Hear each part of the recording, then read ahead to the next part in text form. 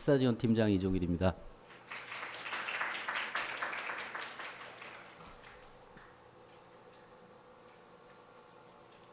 제가 잘 못해도 뒤에 하시는 분들이 더 잘하실 거라고 믿고 그냥 못해도 넘어가 주시기 바랍니다. 순서는 이제 추진 배경, 도입 이유, 설치 과정, 이제 어떻게 하면 성공적으로 운영할 수 있는가에 대해서 말씀드릴 거고요. 이게 이제 왜 마이크로 전공이라는 게 이제 흔하게 마이크로 디글이라고 얘기하는데 이게 왜 나오게 됐느냐 뭐 이런 얘기입니다. 근데 사실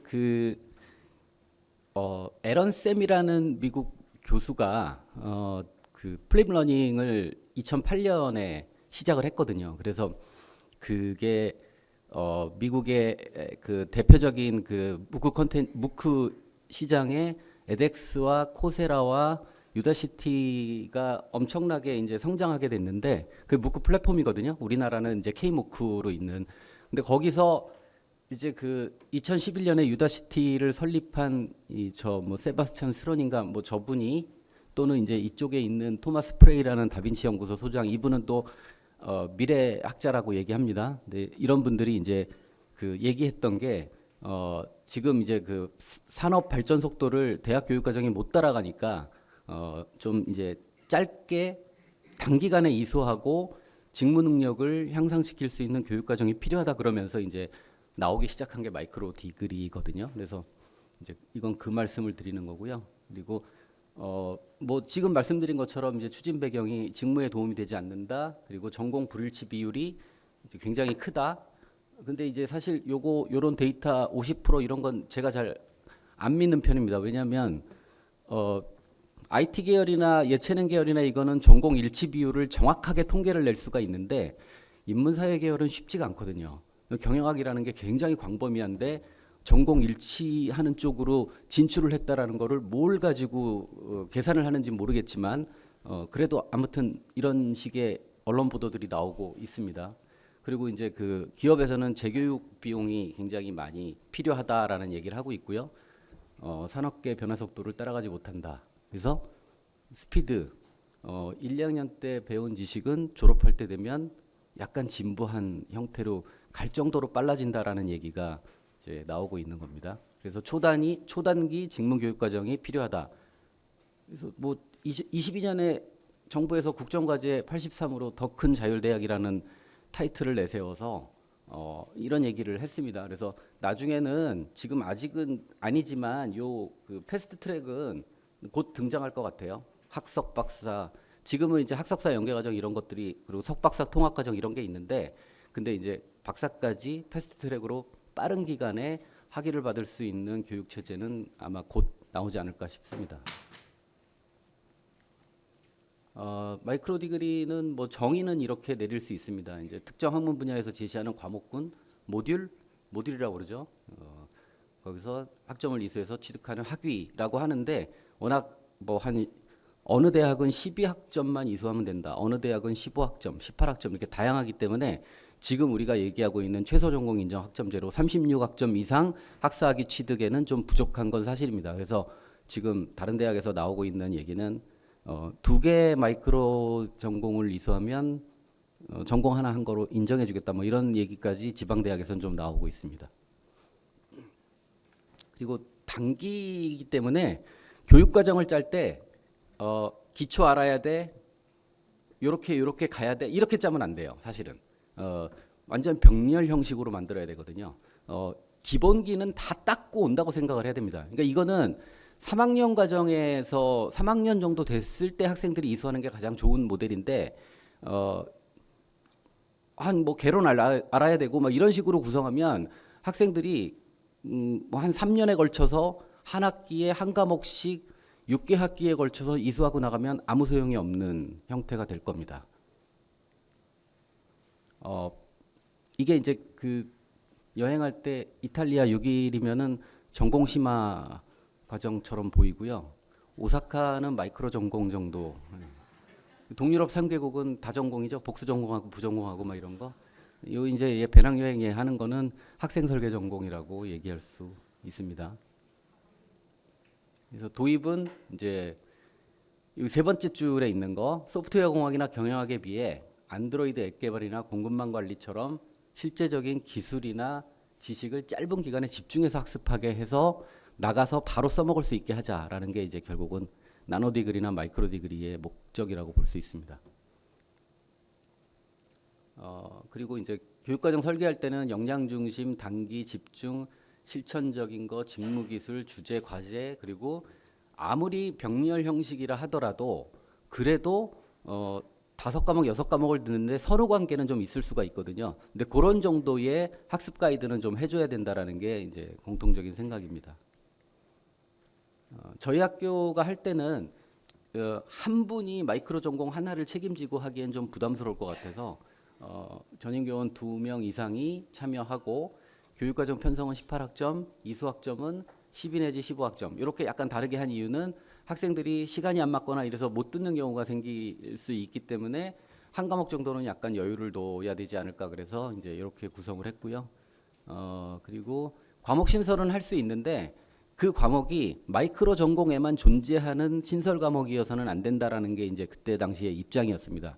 어느 전공의 전공 교과목으로 편성이 되고 그게 마이크로 전공으로 나와서 이제 교육과정에 포함되는 그런 개념으로 했습니다. 그리고 아무래도 단기 집중이 있어 보니까 저희가 생각하는 거는 마이크로 전공 교육과정이 뭐 어떤 A라는 마이크로 전공이 있으면 그거를 학생들이 15학점 정도는 들어야 되는데 그 15학점을 계절학기까지 이용해 가지고 1년 안에 다 들을 수 있게끔 개설을 하고 그렇게 학생들을 지도해서 1년 안에 전부 다 이수하고 이수증을 받아 나갈 수 있게 하는 게 좋지 않을까. 그래서 정규학기, 계절학기를 다 이용해야 된다라는 거였고요. 그리고 이제 아무래도 기술이나 뭐 이제 기술을 익히고 또 어떤 이제 직무에 관련된 어떤 해보는 것들 중심으로 하는 이제 교육과정 설계다 보니까 어떤 과목은 집중 이수제가 필요하다. 그러니까 단기간에 하루에 4시간씩 들으면서 15주 수업을 하는 게 아니라 8주 안에 그 과목을 다 끝내는 그런 형태도 있을 수 있다. 그래서 집중 이수제도 같이 활용을 하는 쪽으로 가고 있습니다. 그래서 저희가 만들어 놓은 마이크로 전공은 총 27개입니다. 성신여대는 100개가 넘어요. 근데 이건 많다고 좋은 게 아닙니다. 얼마나 잘 만들었느냐가 중요한 거고요. 그리고 이제 제일 하지 말아야 될 게 어느 전공에서 마이크로 전공 과정을 한 2-3개 만들어 놓고 그러면 자연스럽게 전공을 이수하다 보면 나도 모르게 나는 생각도 안 했는데 마이크로 전공 코스를 이수한 거네? 그러면서 이수증 2개, 3개 받아 나가면 그거는 사실 그냥 종이 몇 장 받아 나가는 거랑 별다른 게 없기 때문에 이제 그런 방향으로 가진 않으려고 합니다. 근데 지금 그런 방향이 되어 가고 있는 학교들이 좀 있긴 하거든요. 근데 우리는 이제 그런 별로 좋지 않은 사례들은 좀 피해가는 쪽으로 해야 될 것 같습니다. 그래서 올해 23학년도 4월인가 그때 전공 박람회를 할 때 거기에 급하게 저희가 안내책자를 만들어서 배부를 하고 박람회 때 학생들한테 이제 상담을 이제 관심 갖는 학생들한테 상담을 해줬는데 한 20여 명 정도 아직은 별 반응은 안 나오고 있고요. 그리고 7월에 마이크로 전공 신청을 처음으로 받아봤습니다. 101명이 신청했습니다. 101명. 그리고 요번에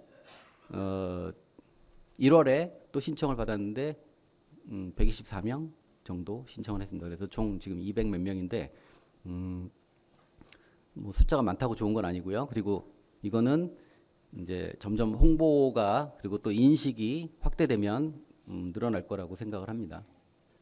이제 성공으로 어떻게 우리가 성공적으로 갈 거냐 할 때 교육과정 설계를 잘했느냐, 그러니까 역량 중심이나 실무 중심이어야 되는데 마이크로 전공 시작할 때는 이거 듣고 이게 기본이 돼서 그 다음 과정 이거 듣고 5과목이 예를 들어서 쭉 연결되는 형태라면 사실 잘 만든 게 아니라고 볼 수도 있습니다.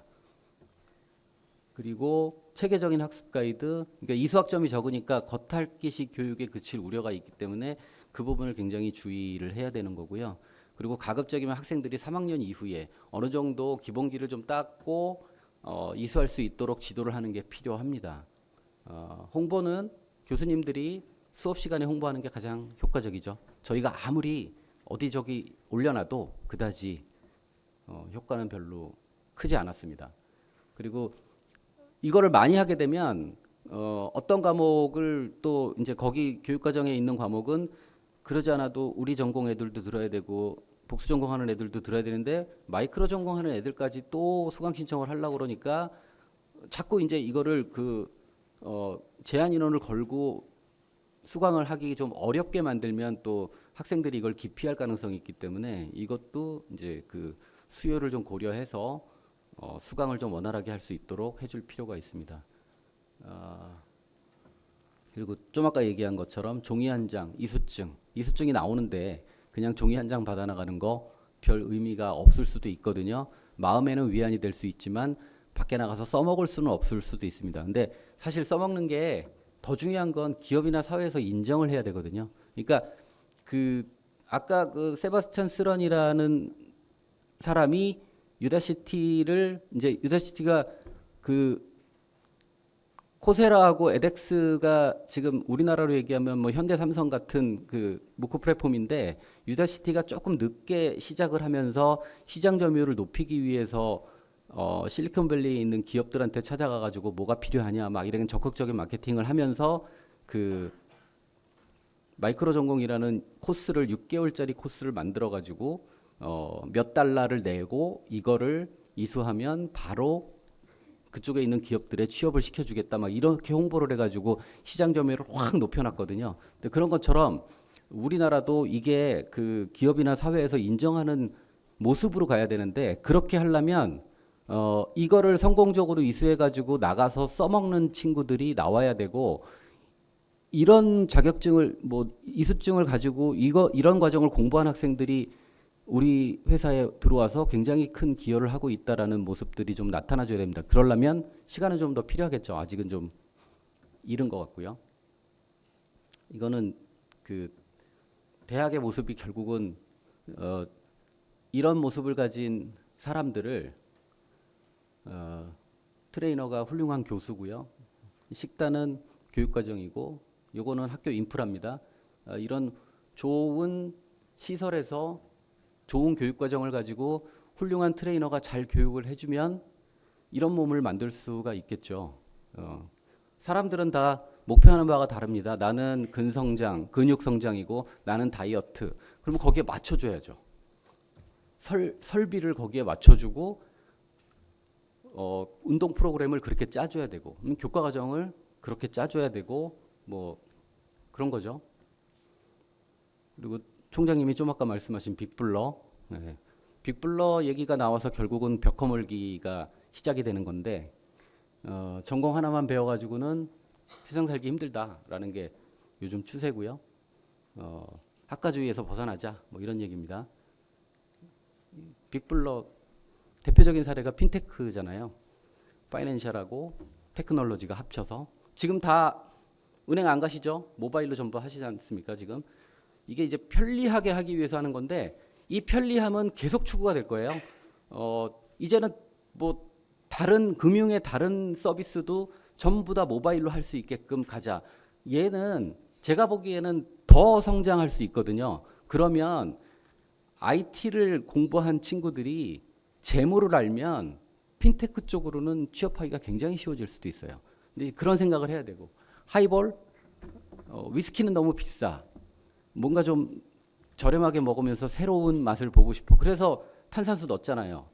그래가지고 엄청나게 히트했죠. 하이볼 관련된 상품들이 굉장히 많습니다.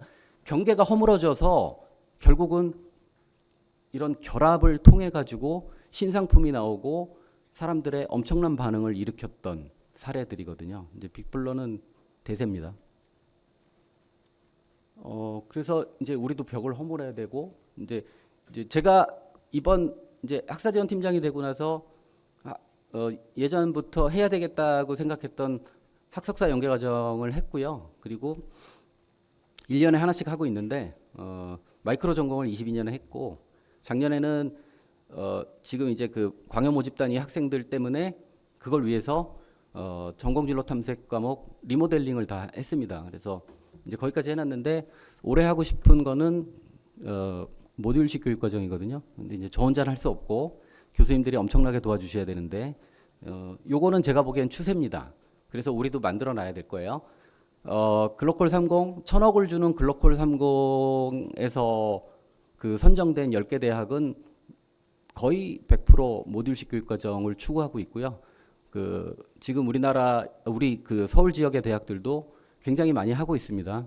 근데 다행히 노원 4개 대학 포럼을 하고 있는데 그 중에서는 마이크로 전공도 우리가 제일 앞서가고 있고요. 모듈식 교육 과정 4개 대학 다 안 하고 있습니다. 근데 우리가 시작을 해야 되겠죠.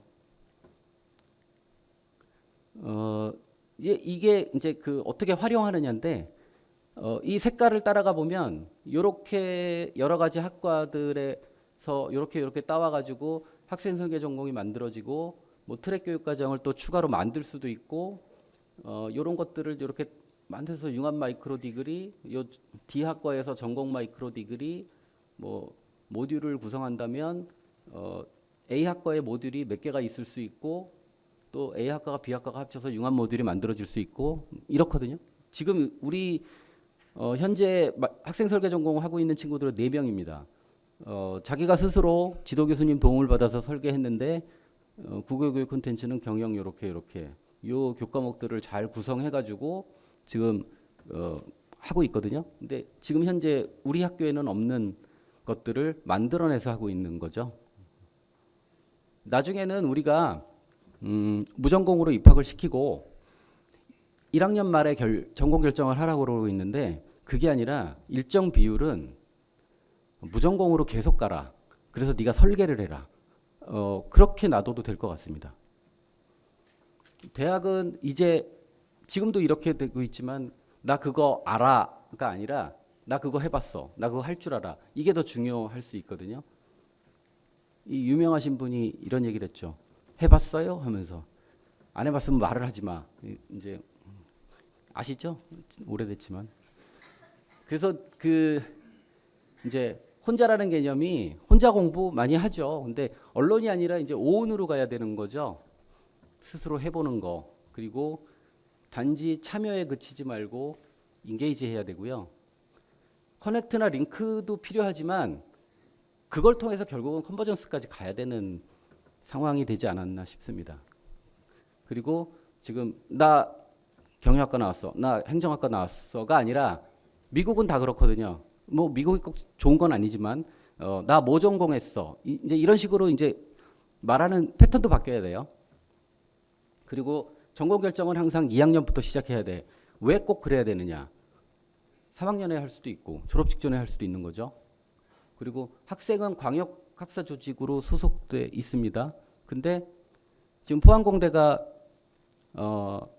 교수들을 광역화된 소속으로 하려고 그러는데 엄청난 거부감이 있다고 이제 그 제가 작년 9월에 그 글로컬 30 대학 컨설팅을 갔는데 그때 포항공대의 분들이 와가지고 이제 저보고 컨설팅을 해달라고 그런 분야가 이거였습니다. 그래서 나름대로 컨설팅은 좀 잘 해주고 왔지만 그래서 성공시키시고 벤치마킹 할 수 있게 전파시켜 주세요라고 얘기를 했거든요.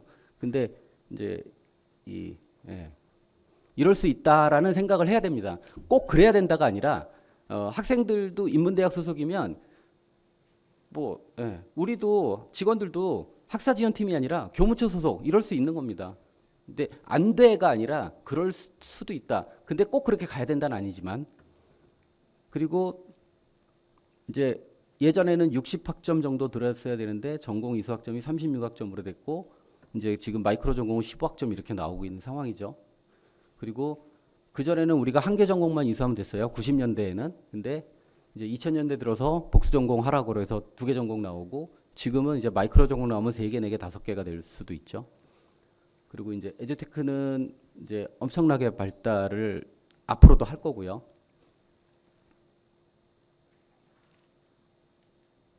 그래서 제가 감히 이제 예상해 보건데 이거죠. 이 번호는 이 C는 사실 이제 이게 교수입니다. 일종의 A도 교수고 D도 교수고 그러면 D라는 교수분이 이걸 가리키고 이걸 가리키고 이걸 가리키고 이러는 겁니다. 그러면 이게 이제 결국은 교수가 가리키는 교과목 기반인데 이거를 다 조합을 해가지고 조합을 해서 교육과정을 만들어낼 수 있는 거죠. 학생도 만들어낼 수 있지만 학교에서 우리가 교수들이 또 만들어낼 수도 있는 거예요. 그래서 굉장히 다양한 전공 분야가 나올 수도 있고 그렇게 되면 이제 이게 조금씩은 해결돼 나갈 수도 있고 그리고 전공 선택 자율권은 당연히 보장되는 형태가 될 거고 지금 이제 등장하기 시작하는 키워드가 조인트 어포인트먼트인데 이게 이제 겸무 교수, 겸직 교수거든요. 포항공대는 지금 A, B, C 세 개에 소속된 교수들이 있고요. 지금 이제 두 개 소속된 교수들의 비율은 한 30% 된답니다. 근데 이제 앞으로 조직을 소속을 세 군데, 네 군데까지 시키겠다. 그리고 심지어는 외부 기관에까지 소속을 시키겠다라는 야심찬 계획을 갖고 있습니다. 그리고 이제 교육은 온라인에서는 know it yourself 자기가 공부를 해야죠.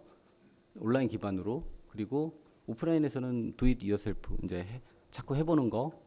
이제 그런 거가 되면 결국은 이제 그 기초 학문으로는 이제 기반을 닦아주고 여러 가지 형태로 우리가 막 만들어 볼 수 있거든요. 그러니까 1학년 과정은 기초를 닦는 과정으로 학교가 딱 지정을 하고 그 이후에 그 전공을 선택하게 나간다면 그러면 충분한 어떤 전공을 하더라도 거기에 할 수 있는 능력을 1학년 때 키워주고 왜 그렇게 키워줘야 되냐면 중고등학교 때는 굉장히 다른 형태의 공부를 했고 다른 형태의 환경에서 살아왔거든요.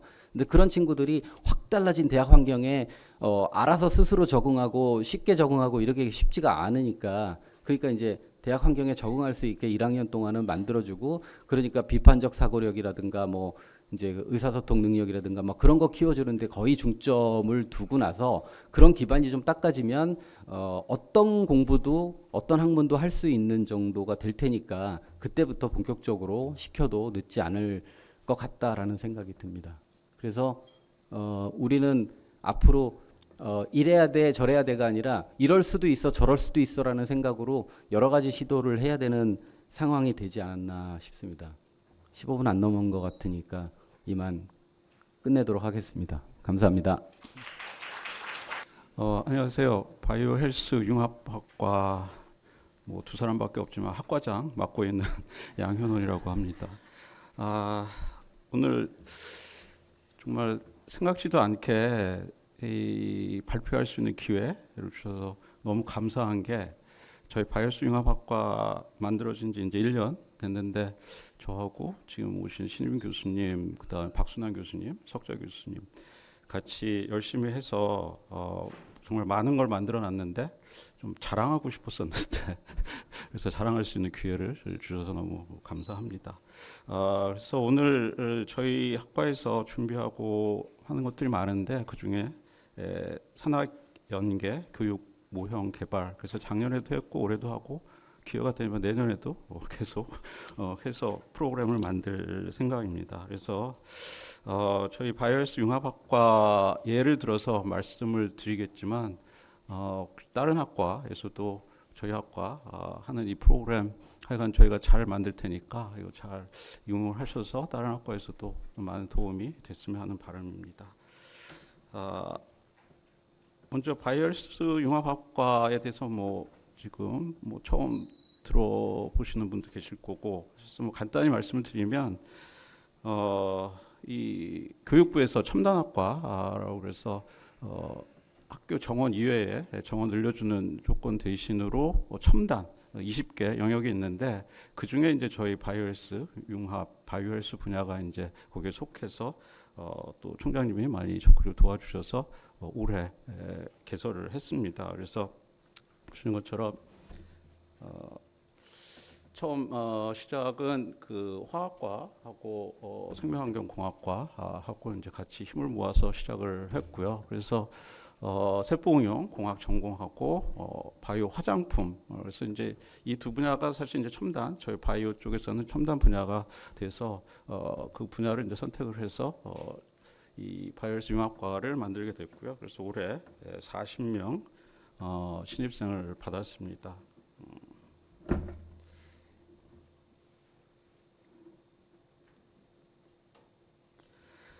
그래서 뭐 간단히 말씀드리면 바이오스 융합과의 비전하고 목표는 그냥 간단히 말씀드리면 4차 산업혁명의 이 바이오 테크놀로지가 굉장히 중요한 키워드로 자리를 잡고 있는데 거기에 맞는 디지털 융합적 글로벌 인재, 뭐 좋은 말은 다 붙였습니다.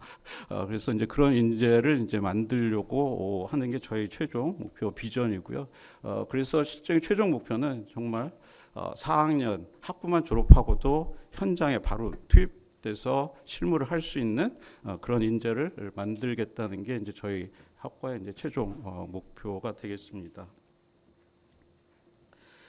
그래서 이제 교육 운영 방향은 보시는 것처럼 일단 뭐 진입 단계로 기초 바이오 관련된 기초 교육을 이제 1학년하고 2학년 정도까지 진행을 할 거고요. 그런데 실질적으로 이제 특성화하고 진로 질출은 이제 3학년하고 4학년에 전공 심화 그다음에 진로 설계를 이제 하고 실질적으로 이제 4학년 과목이 굉장히 중요한 과목이 되는데요. 저희가 이제 오늘 제가 말씀드릴 산학 협력 이 모델 이게 전부 거의 이제 4학년 실무 과목으로 이제 편성이 되어 있습니다. 그래서 나름 뭐 그 관리위원회가 이제 구성이 되어 있고요. 그래서 이분들 이제 그 위원회는 사실 교수하고 실무 실질적으로 이제 산업체에 계신 분들 박사님들하고 실무 뭐 CEO나 그 담당하시는 분들하고 이미 협의회를 구축한 게 한 2개 정도 있습니다. 그래서 이제 계속 늘려갈 생각이고요. 그래서 그걸 바탕으로 일단 뭐 커리큘럼을 이렇게 4학년까지 1차적으로 짜봤습니다. 그래서 여기서 중요하게 보실 거는 3학년 때 저희는 이제 4학년 졸업 후에 바로 취업이 목적이기 때문에 3학년 때 정확히 자기가 뭘 어디로 취업할 건지 그 정확한 전공 트랙을 선택하게 돼 있습니다. 그래서 7개 트랙을 만들어서요. 화장품 쪽에 뭐 소재 제형 분석, 그다음에 이제 세포응용 쪽에 신약 개발, 발생공학, 세포공학. 그다음에 이제 하나 이제 특이하게 사업 개발, 이 바이오로지 디벨롭먼트라고 그러는데 이 많은 벤처 기업이나 뭐 이쪽 이공계 계통의 직원을 뽑는데 행정직들, 행정에 그 필요한 인력을 옛날에는 인문사회에 뭐 경영학과나 뭐 이런 쪽에서 많이 학생을 뽑았는데 지금은 그렇지 않습니다. 저희 쪽에 전공을 한 학생들이 어느 정도 행정에 관련된 기초 지식만 알고 있으면 왜냐하면 이쪽 분야는 워낙 전문적인 지식을 요구하기 때문에 그래서 저도 많은 의뢰를 받는 것 중에 하나가 연구원보다도 행정으로 일할 수 있는 저희과 졸업인데 그런 요구가 굉장히 많아서 이 사업 개발 트랙 그래서 뭐 경영학이나 뭐 마케팅 트렌드 분석 뭐 디자인 이런 거를 융합을 해서 하는 트랙을 하나 이제 만들어서 이제 운영을 할 생각입니다. 그래서 최종 목표는 아까 예.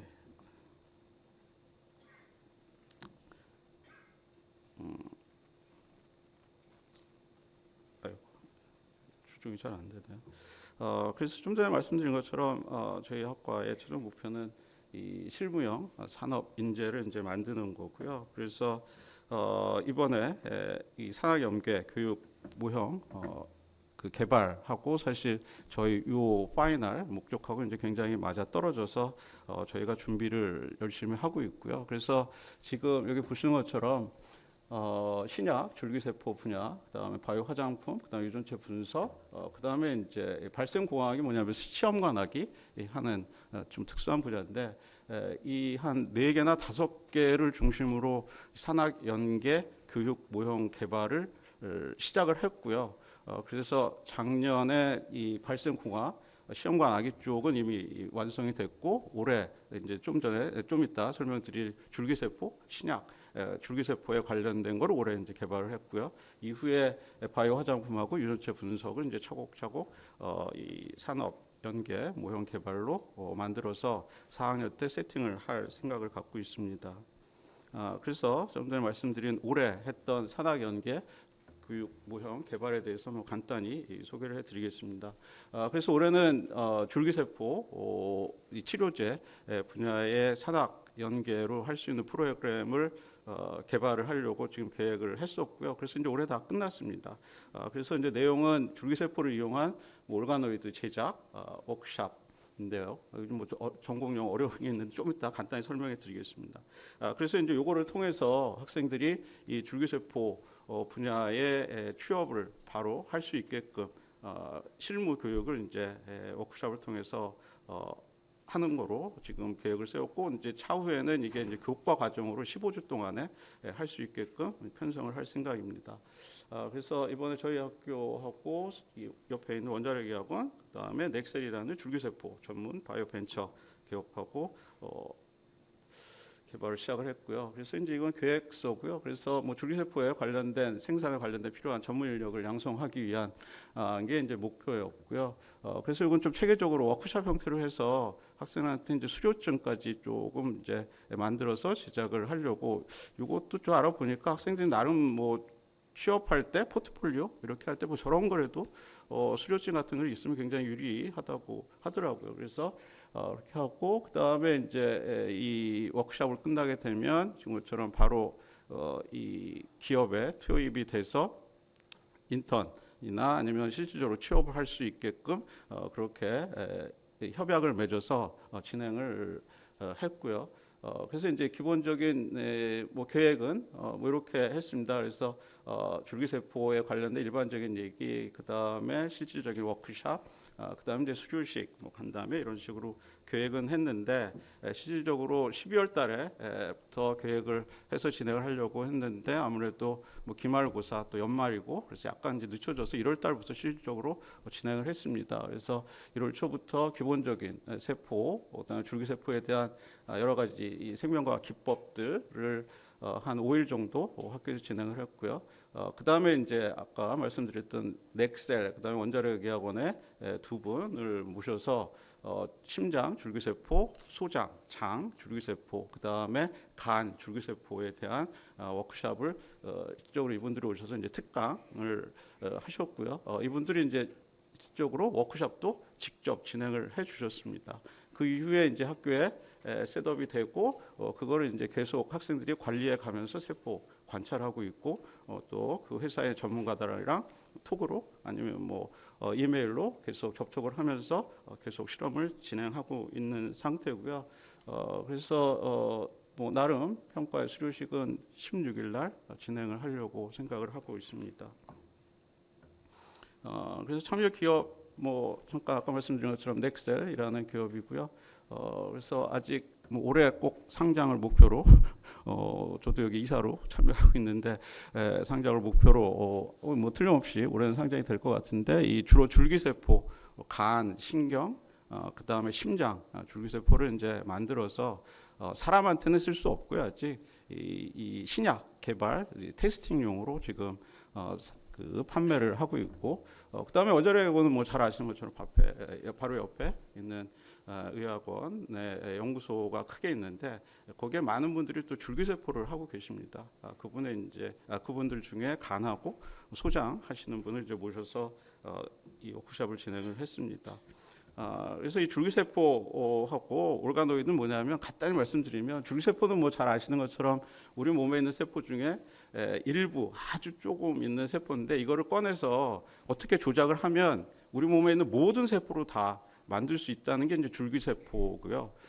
그런데 그 줄기세포를 꺼내서 작업하는 게 사실 쉽지 않죠. 그래서 지금 어디까지 돼 있냐면, 여기 본 것처럼 올가노이드, 단순히 세포뿐만 아니라 이거를 올가노이드는 올간, 기관, 장기, 요거보다 약간 못 미쳐서 올가노이드라는 이름을 붙인 거거든요. 그래서 최종적으로는 예를 들어서 심장 세포를 지금은 이렇게 키워서 바닥에 붙이는 수준이 아니라 저거를 3차원적으로 이렇게 심장 비슷하게 만들기 시작을 합니다. 그래서 이제 궁극적으로는 뭐 단순히 세포 단계가 아니라 이렇게 올간, 장기 수준에서 그 드럭 테스팅을 하게 되고, 나중에는 이 장기를 사람한테 직접 넣을 수 있는 그런 시대가 이제 오겠죠. 그래서 이제 이게 바이오 벤처나 큰 기업도 이게 굉장히 핫한 분야고, 그다음에 세포 치료제는 거의 이 줄기세포를 기반으로 한다고 해도 과언이 아닙니다. 그래서 학생들이 이쪽 분야에 대해서 좀 지식이 있고 어떤 테크닉을 갖고 있으면 취업하는 데는 사실 크게 문제가 없을 정도로 굉장히 많은 기업들에서 하고 있는 분야죠. 그래서 실적으로 우리 진행이 됐던 우습 한 10명 정도가 참석을 했는데요. 여기 한 2명, 3명 빠져서 여기 7명. 그래서 이것도 지금 학교에서 많이 지원을 해주셔서 특히 혁신사업단에서 많이 지원해 주셔서 이 실험실 새로 이쁘게 잘 꾸몄습니다. 이 저희 4층에.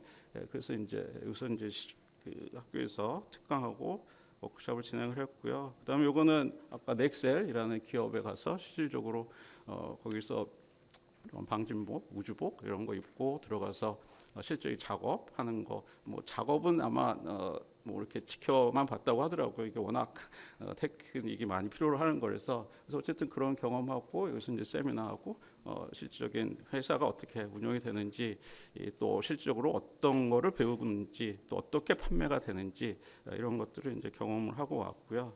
그 다음에 실질적으로 아까 말씀드린 줄기세포 갖고 연습을 하는 거는 이제 학교에 실험실이 셋업이 돼 있고 그래서 뭐 여기는 심장, 여기는 이제 소장, 여기는 간을 이제 직접 이번에 특강을 주면서 직접 와서 워크숍을 해주셨는데 뭐 참고로 말씀드리면 이번에 뭐 산다에서 많이 도와주셔서 그 실험비나 이런 경우 정도 있는데 이 줄기세포 같은 경우 아까 시적으로 만들어서 이거를 한 바이알 이렇게 갖고 와서 실험하는데 그 바이알 하나가 한 300만 원 합니다. 그게 시가가 그래도 어쨌든 기꺼이 와서 투자를 해주셔서 나름 진행이 됐고요. 그래서 지금 이제 세포가 자라고 있습니다.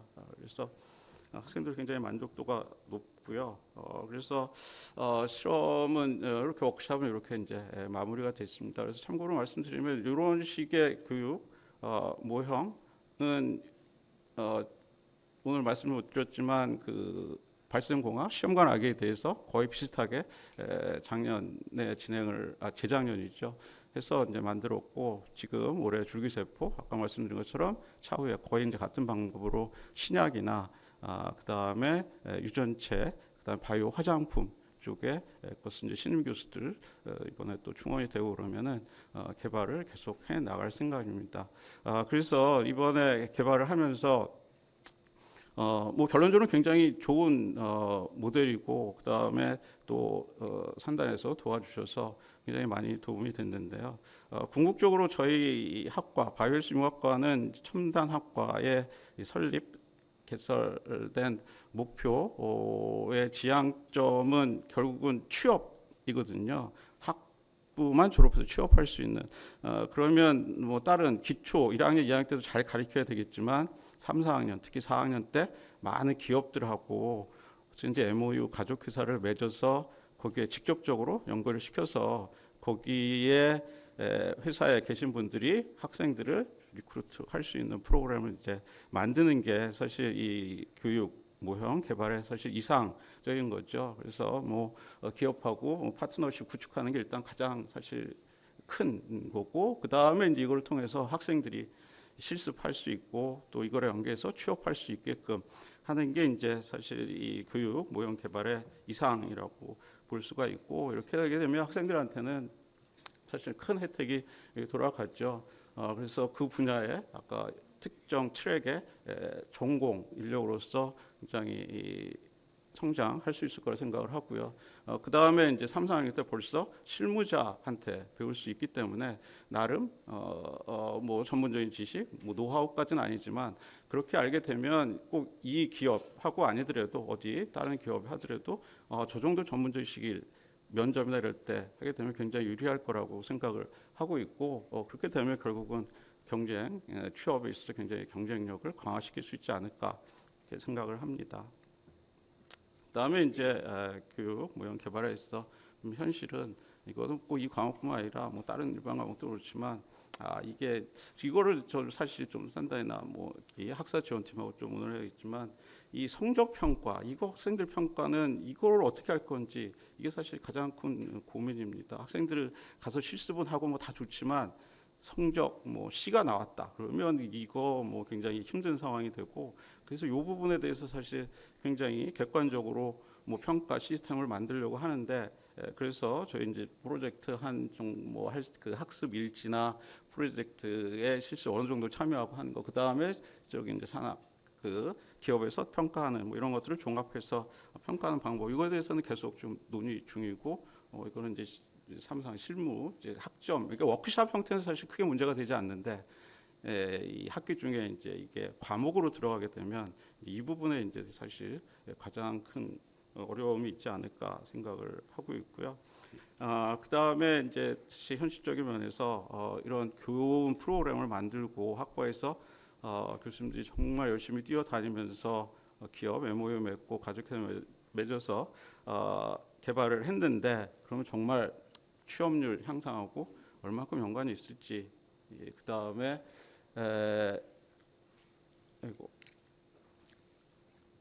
현업, 거기 그 실질적인 기업에서 학생들을 데리고 와서 워크숍 했을 때, 또 그 학생들을 뽑았을 때 어느 정도 자기 기업에 도움이 되는지, 그 다음에 이 학생들이 이 인턴 프로그램이나 아니면 결국 인턴 프로그램이죠. 이걸 하면서 그 기업에 얼만큼 도움이 될 수 있는지, 이게 기업 측면에서 사실 가장 먼저 많이 고려하는 부분이라고 생각이 드는데, 지금은 이제 워크숍 형태로 그냥 도와달라고 해서 도와주겠지만, 이게 정식 교과목이 되고 하게 되면 이러한 실무적인 부분에서 실질적으로 좀 더 깊이 있게 논의해야 될 부분이 아닌가, 그렇게 생각을 합니다. 그래서 뭐 결론적으로 말씀드리면 이 산학연계 교육모형 개발은 꼭 필요하고요. 그래서 뭐 이거는 저희 과뿐만 아니라 모든 학과가 다 취업하는 학부만 졸업하고 하는 거에 굉장히 많은 교수님들이 노력하고 계시는 걸 알고 있는데, 그래서 그런 면에서는 이 교육 모형 개발 각과에서 많은 관심을 갖고 해 주셔야 될 부분이라 생각하고, 뭐 그렇게 열심히 하고 계신 걸로 알고 있습니다. 그래서 이런 교육 개발을 통해서 이 산업에서 필요한 니즈, 요구가 뭔지, 또 학생들이 원하는 게 뭔지, 그거를 적절하게 잘 맞춤형으로, 기업, 학생 다 맞춤형으로 갈 수 있는 이 교육 모형 개발에 초점을 맞추는 게 굉장히 중요한 포인트라고 생각을 하고요. 그 다음에 앞으로는 단순히 국내뿐만 아니라 국외까지 또 조금 확대를 시켜서, 또 많은 기업들이 요즘 조그만 벤처 기업도 여러 가지 업무나 뭐 이런 것들을 인터넷으로 켜놓고 해외랑 바로 대화하면서 진행을 많이 하더라고요. 그런 면에서 저희도 조금 이 글로벌 인터넷 네트워크 강화에 좀 초점을 맞추고, 그 다음에 꼭 아까 말씀드린 그 한 5개 정도의 교과목 교육 모형 개발을 좀 생각하고 있는데, 그것뿐만 아니라 진행하다 보니까 또 필요한 분야들이 많이 보이더라고요. 그래서 가능하면 학생들이 원하는, 아니면 기업들이 요구하는 그런 게 있으면 다양한 분야로 이 교육 모형 개발을 좀 더 확대를 해볼 생각입니다. 예, 이상입니다. 감사합니다. 저는 바로민선 교육에 대해서 운영 사례를 발표하게 된 김수영이라고 합니다. 반갑습니다. 바로민선 교육하면 학교 전체 구성원이면 누구나 다 알고 있고, 한 번은 다 생각을 해보셨고 제안도 해주셨던 그런 교육이라고 생각을 합니다. 이 기회에 교내 구성원 모두가 모인 자리에서 바로민선 교육 운영 사례를 발표하게 돼서 되게 기쁘게 생각을 합니다. 먼저 바로민선 교육과 바로 종합 설계 프로젝트를 중심으로 오늘 발표를 하려고 합니다.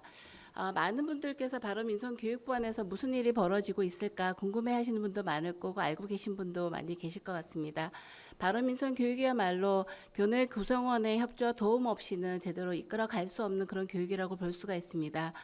바로민선 교육부에서는 2개의 교양 필수 교과목, 서울여대 생이라면 모두가 들어야 되는 교양 필수 과목이 있고요. 교양 선택 과목이 또 4개가 있고, 그리고 전체 교과와 연계된 비교과 인증 프로그램으로 졸업에 총장님 명의의 이수증이 나가고, 조금 더 이제 바로민선 연구소와 협력하에 바로 지도사 3급 자격까지 운영이 되는 심화 과정을 지금 운영하고 있습니다.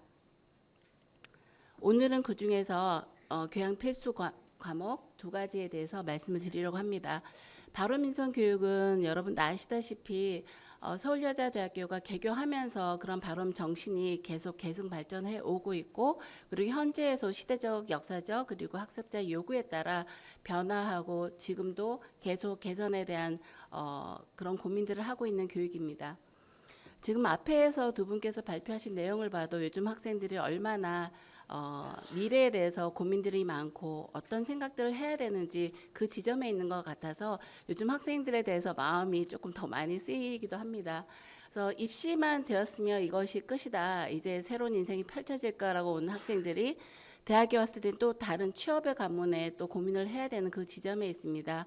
그래서 왜 발언민선 교육이 모든 학생들의 중요하냐, 그런 시점에 이제 모두가 생각하시는 것처럼 삶에 있어서 방향성을 잡는 게 상당히 중요하고, 입시를 위해서 자기를 돌아볼 틈도 없이 가열차게 앞만 보고 온 학생들이 조금은 멈추어서 내가 어떤 사람으로 살아가야 될지, 남들과 더불어 어떻게 살아야 될지, 그리고 내가 속한 공동체에 어떤 기여를 하고 살아야 될지, 그런 고민의 지점이 필요한 거라고 생각합니다. 그래서 1학년 학생들이 3주간의 집중 이수 기간을 통해서 다양한 학생들과 교류를 하면서 그런 고민을 하는 지점을 갖게 되고, 이런 학생들이 1, 2학년 다양한 교과, 비교과를 통해서 자기의 색깔 더 조금 진하게 가지고 가다가 3학년이 되면 또 취업의 관문에서 정신없을 학생들이 자기가 관심 있는 사회 문제에 대해서 고민을 해보고 해결안을 찾고 직접 실천을 해보게 됨으로써 사회의 구성원으로서 어떤 변화의 주체자가 된다는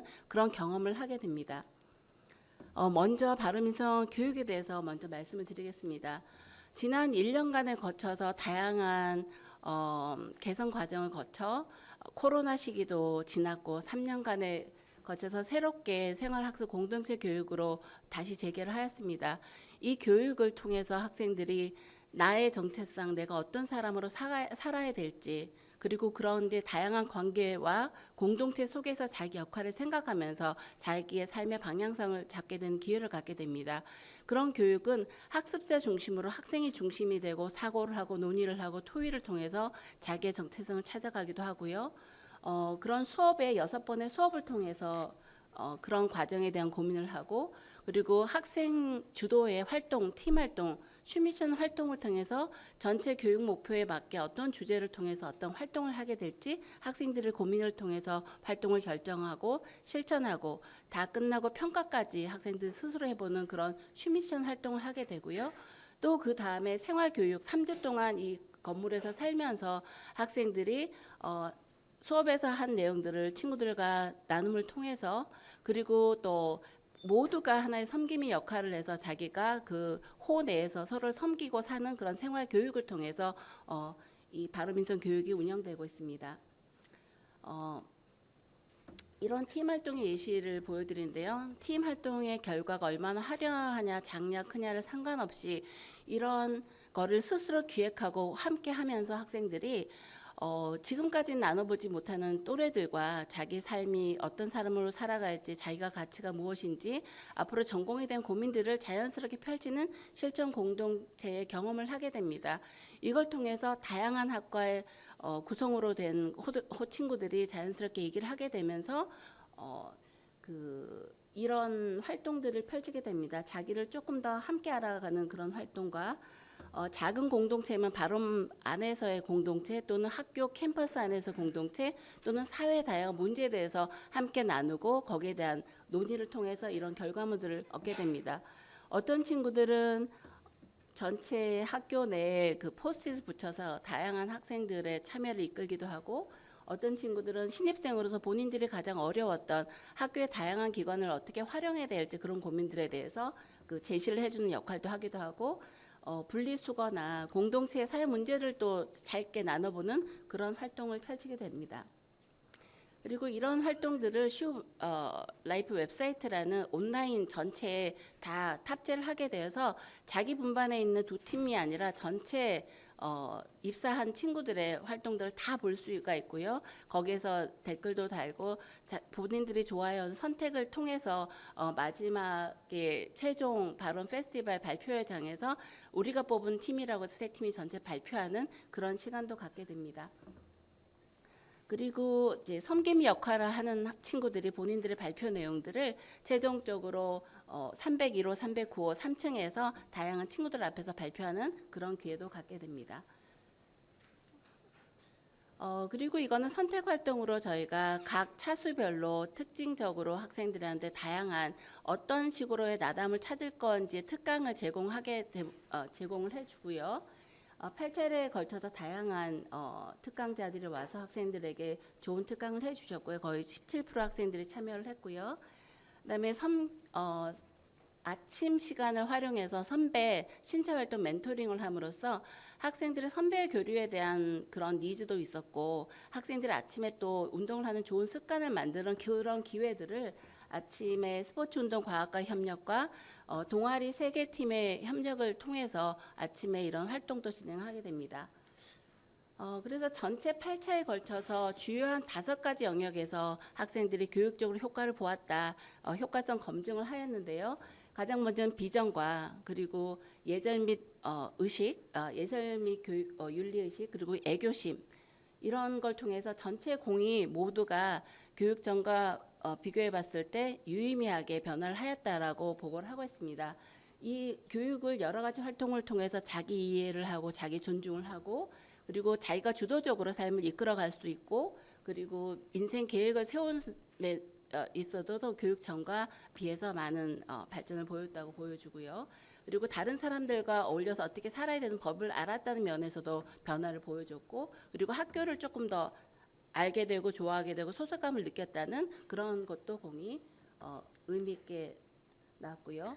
그리고 전체 교육 목표와 직접적 연관 있는 공동체 의식, 나를 좀 중심성에 벗어나서 다양한 공동체에 관심을 가지고 내가 공동체 변화를 하는 주체자로서 의지를 가졌다는 측면에도 유의미한 변화를 보여주었습니다. 그리고 자기 관리 역량에 있어서도 스스로 목표를 설정하고 다양한 전략을 활용하고 실행을 해보고 그리고 평가까지 하는 그런 역량도 함양이 되었다고 보여주고 있습니다.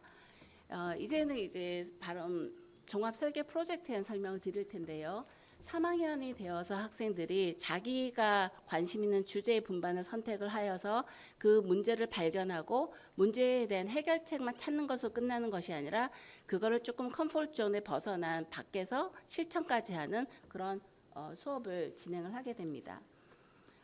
여기 있는 5대 영역 17개 주제는 그 SDG 지속 가능 발전 목표 유네스코에 정한 그 목표에 따라 분반별 주제로 나눠볼 수가 있고요.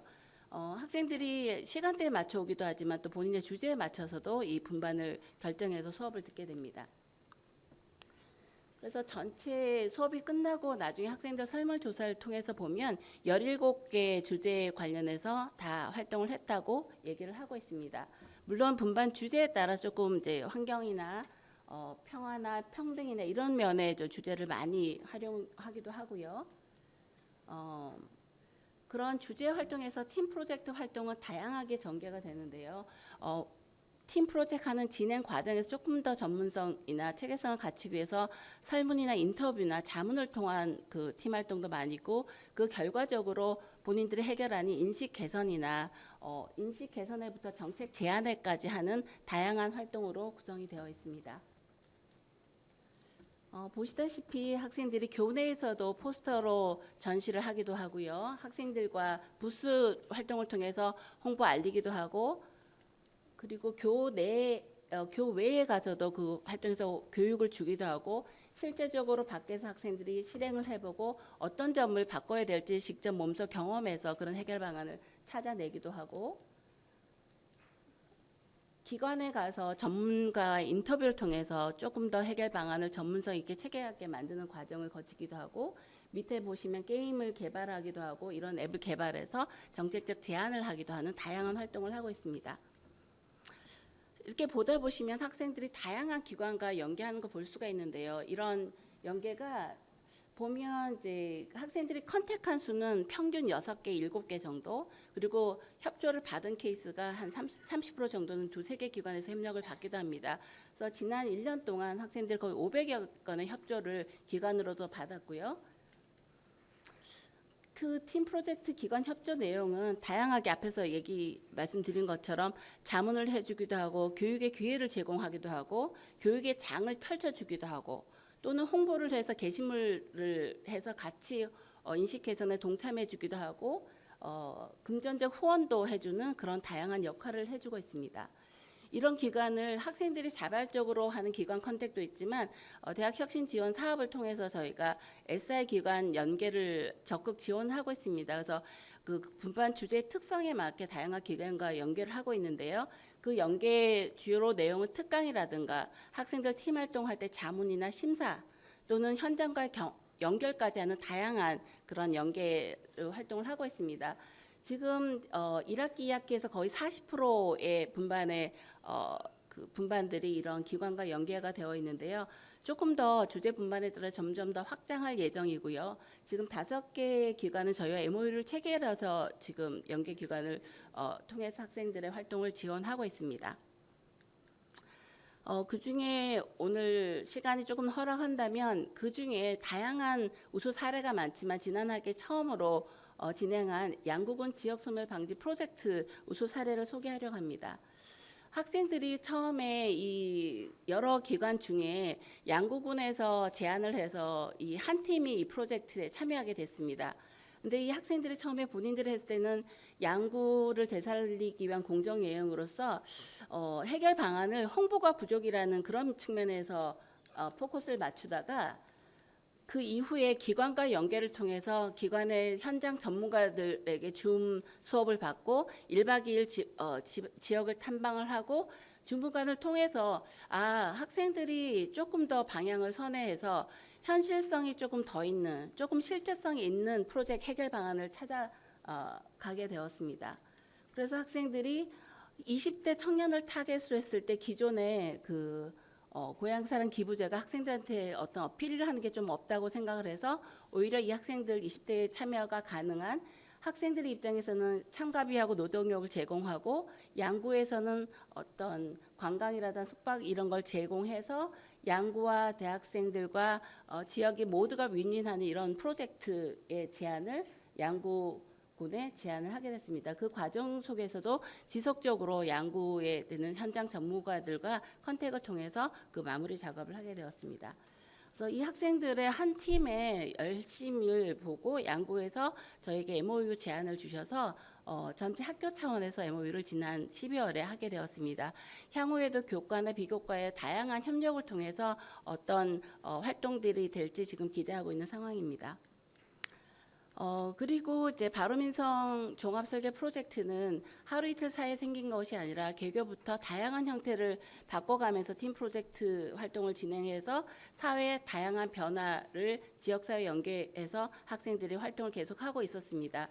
그래서 이러한 다양한 학생들의 활동과 그리고 또 서울여자대학교는 학교 전 기관적 차원에서 여자대학교 차원에서 적극적인 지원과 행재정적 지원을 아끼지 않았기 때문에 그런 우수성을 인정을 받아서 2026년까지 3년 동안 유네스코 지속발전 교육 공식 프로젝트로 인정을 받게 되었습니다. 그래서 인증을 받는 그 기간 동안 이 수업을 듣는 학생들에게는 그 유네스코 ESD 프로젝트 이수증을 수여하게 되는 학생들의 직접적 혜택도 볼 수가 있었고요.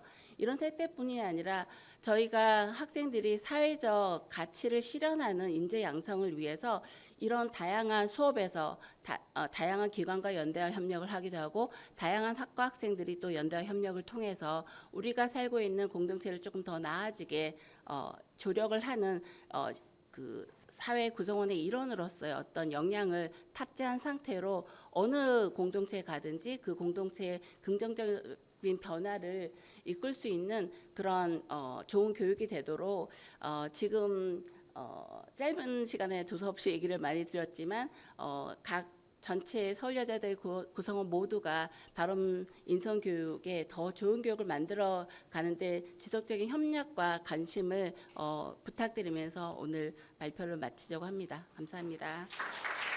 네, 안녕하십니까. 방금 소개받은 데이터 혁신실의 성과유 데이터센터 연구원 이세희라고 합니다. 먼저 이렇게 많은 분들이 참여해 주신 성과 포럼에서 우수 사례로 발표를 하게 되어 정말 큰 영광이라고 생각합니다. 오늘 발표의 제목은 학생 성장 지원을 위한 비교과 교육과정 질관리 체계 구축입니다. 네, 발표의 순서는 다음과 같이 진행될 예정입니다. 먼저 구체적인 사업의 성과를 말씀드리기 전에 저희 부서의 모든 사업의 바탕이 되는 데이터 혁신실의 혁신 전략에 대해서 간략히 설명드리고자 합니다. 2023학년도에 신설된 데이터 혁신실은 대학에서 생성되는 데이터를 수집하고 통합 분석하여 교육의 품질을 향상시키고 또한 대학 경영의 효율화를 지원하고자 하는 것을 목표로 하고 있습니다. 이러한 목표를 달성하기 위해 3가지 주요 기능을 설정하여 다양한 업무를 추진하고 있는데요. 저희 성과완류 데이터 센터에서는 그중 데이터 기반 성과 관리로 거시적인 차원에서 대학 교육의 성과를 확인하고 통합적인 환류 체계를 운영하는 것에 주력하고 있습니다. 교육 성과 관리를 체계적으로 또 표준화된 절차에 따라 진행하기 위해 저희 부서에서는 슈 프로젝트라고 불리는 교육 질관 시스템을 개발하여 운영하고 있습니다. 프로젝트는 화면에서 보시는 것처럼 6가지의 단어의 첫 글자를 따서 만들어진 단어인데요. 각 요소에 대해서는 교육을 진행하셨던 분들이라면 그 중요성에 대해 쉽게 공감하실 수 있을 거라고 생각이 듭니다. 교육의 질이 보장되기 위해서는 필수적으로 P, 정책, 도대체 이 교육을 하고자 하는 목적이 무엇이고 이 교육이 왜 필요한지를 설정하는 것이 중요합니다. 두 번째로 R, 자원. 그렇다면 그 목표를 달성하기 위한 인적, 물적 자원은 충분히 확보되어 있는지도 반드시 확인을 하셔야 되고요. 다음으로 O, 관찰. 실제 교육이 진행되면서 학생들은 무엇을 경험하고 있는지도 확인을 해야 됩니다. 그리고 교육이 끝난 뒤에 AC, 평가.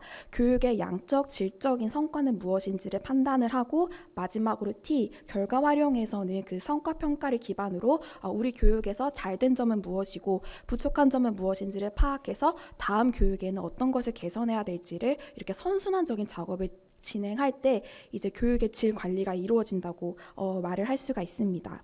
저희 성과완류 데이터 센터에서는 이러한 시스템에 따라서 2016년부터 전공 교양 비교과 교육에서 질 관리를 수행하고 있습니다.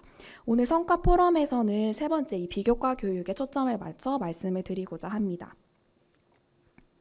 앞 슬라이드에서 보신 것처럼 사실 비교과 교육에서도 이미 5개의 행정부서에 부서 차원에서 이러한 슈프로젝트 시스템이 적용되고 있었습니다.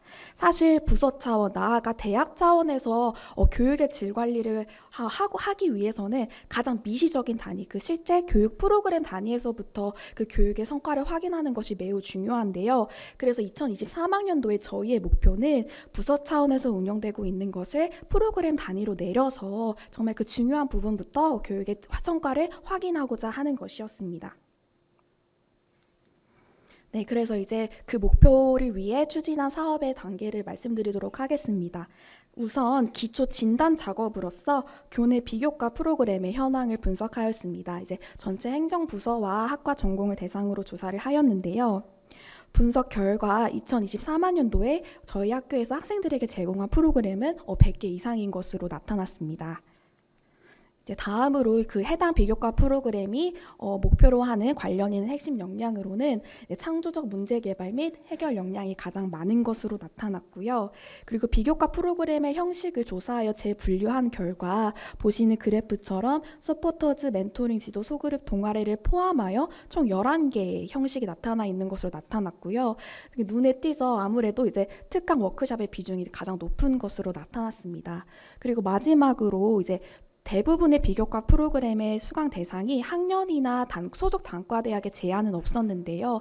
사실 그것이 장점이기도 하지만 반대로 말씀을 드리자면 분명히 특정 학년이나 단과대학을 타겟으로 한 프로그램도 필요할 텐데요. 그 부분에 대해서도 더 개발이 필요한 것은 아닌가 하는 시사점을 도출할 수 있었습니다. 이와 같은 프로그램 현안 분석과 함께 저희 부서에서는 비교과 프로그램의 결과 보고서 샘플들을 받아서 이를 질적으로 분석하는 작업도 동시에 진행을 하였습니다. 검토 결과 각 행정부서에서 프로젝트라는 용어를 이제 눈에 띄게 사용하시진 않았지만 그 체계에 맞게 교육의 필요성부터 모니터링 결과 그리고 여러 가지 만족도 조사를 바탕으로 향후 개선 방향을 도출하는 그런 결과 보고서도 있는 반면 그냥 그 프로그램을 위해서 투입된 예산은 얼마인지 수료 인원은 얼마인지만을 기재하는 것으로 끝나는 결과 보고서도 있었습니다. 즉 결과 보고서마다 그 내용의 충실성의 차이점이 있었는데요.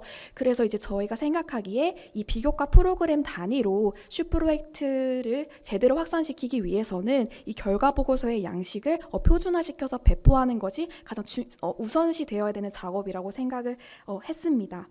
그래서 이러한 현안 분석을 바탕으로 저희가 이제 CQI 보고서라는 양식을 개발했고요. 뭐 그 절차는 이제 여러 가지 자료 분석을 통해서 초안을 개발하고 전문가의 자문을 받기도 하였고 무엇보다 이제 저희가 이상적으로 생각하는 보고서의 양식이 막상 이제 행정부서의 그 실제 업무랑은 일치되지 않은 부분이 있을 수도 있기 때문에 관련 부서의 이제 공문으로 의견을 받는 거를 절차를 통해서 최대한 적용이 될 수 있도록 그런 의견 수렴을 하고 반영하는 절차도 함께 진행하였습니다. 그래서 이제 보시는 보고서 양식이 이번에 확정된 보고서의 형식이고요. 이제 제일 첫 번째 프로그램 개요에 여러 가지 기본 정보를 입력을 하고 그 다음으로 이제 차시별로 어떤 교육 내용을 진행했는지를 작성하게 됩니다. 그리고 이제 결과 보고서에 이제 슈 프로젝트 체계에 맞춰서 내용 요소를 작성하게 되고요. 이 부분은 이제 전체 부서 차원에서 작성하던 것을 프로그램 단위에 맞도록 커스터마이징한 것이라고 생각하시면 됩니다. 한 가지 말씀 못 드린 게 있는데 그래서 이러한 양식의 장점은 이 앞면만 보더라도 이 프로그램이 무엇을 하는 프로그램인지를 한눈에 파악할 수 있고 그리고 모든 부서에서 동일한 양식으로 작성을 하기 때문에 프로그램별로 비교를 하는 것 또한 가능하다는 장점이 있습니다. 네, 그리고 이제 결과 보고서의 마지막 영역에서는 실제 프로그램을 운영하신 담당 선생님께서 체크리스트를 보고 자체 평가를 하시고 종합적인 성찰과 개선 사항을 작성을 합니다. 그래서 이렇게 앞에서부터 결과 보고서의 틀만 따라가시더라도 교육 성과와 질 관리를 하기 위해서 어떠한 요소에 초점을 맞춰야 되는지가 자연스럽게 학습이 되고 실천이 될 수 있다는 장점이 있습니다. 또한 담당 인력이 바뀌더라도 이런 결과물이 남겨져 있기 때문에 그 다음 프로그램이 직전 프로그램보다 한 가지라도 조금 더 개선되지 않을까 하는 기대도 있습니다. 저희 부서에서 세 번째로 추진한 사업은 학생 성장 지원 시스템을 고도화하는 것이었습니다. 이제 갑자기 시스템이 나와서 이제 의아하신 분들도 계실 텐데요. 저희 부서에서 이렇게 많은 비교과 프로그램을 분석을 하고 그리고 결과 보고서 양식을 개발하면서 끊임없이 고민을 한 지점이 있었습니다. 바로 이렇게 시스템과 체계를 개선을 했는데 이것이 얼마나 지속 가능할까였습니다. 사실 많은 분들께서 공감을 하시겠지만 이런 혁신 사업을 통해서 좋은 아이디어가 현실화되더라도 여러 가지 현실적인 이유로 인해서 몇 년 이내에 막 사라지는 것을 종종 목격할 수 있는데요. 그래서 저희 부서에서도 이런 사업을 추진하면서 이 혁신의 결과물이 어떻게 하면 지속적으로 유지될 수 있을까? 그래서 저희는 그 해결 방법으로 관련 시스템을 개편하는 것으로 삼았습니다. 즉 이렇게 시스템을 만들어야 업무의 자동화로 인해서 뭔가 업무가 간소화되고 그리고 이제 데이터가 축적이 된다면 이러한 시스템이 좀 더 지속 가능하지 않을까 판단했기 때문입니다. 그래서 먼저 이제 개발된 CQI 보고서를 이제 한글 문서로 작성하시는 것이 아니라 저희 종합정보 시스템에 어떤 품위서를 작성하시는 것처럼 시스템에 입력해서 출력 가능하도록 시스템을 개발을 하였고요. 사실 비교과 프로그램을 이미 개설하는 것부터 수료자 마일리지 관리를 학생 성장 지원 시스템에서 하고 계시기 때문에 거기서 데이터를 끌어온다면 이제 단순한 보고서 작업은 많이 이제 축소할 수 있지 않을까 하는 기대가 있었습니다.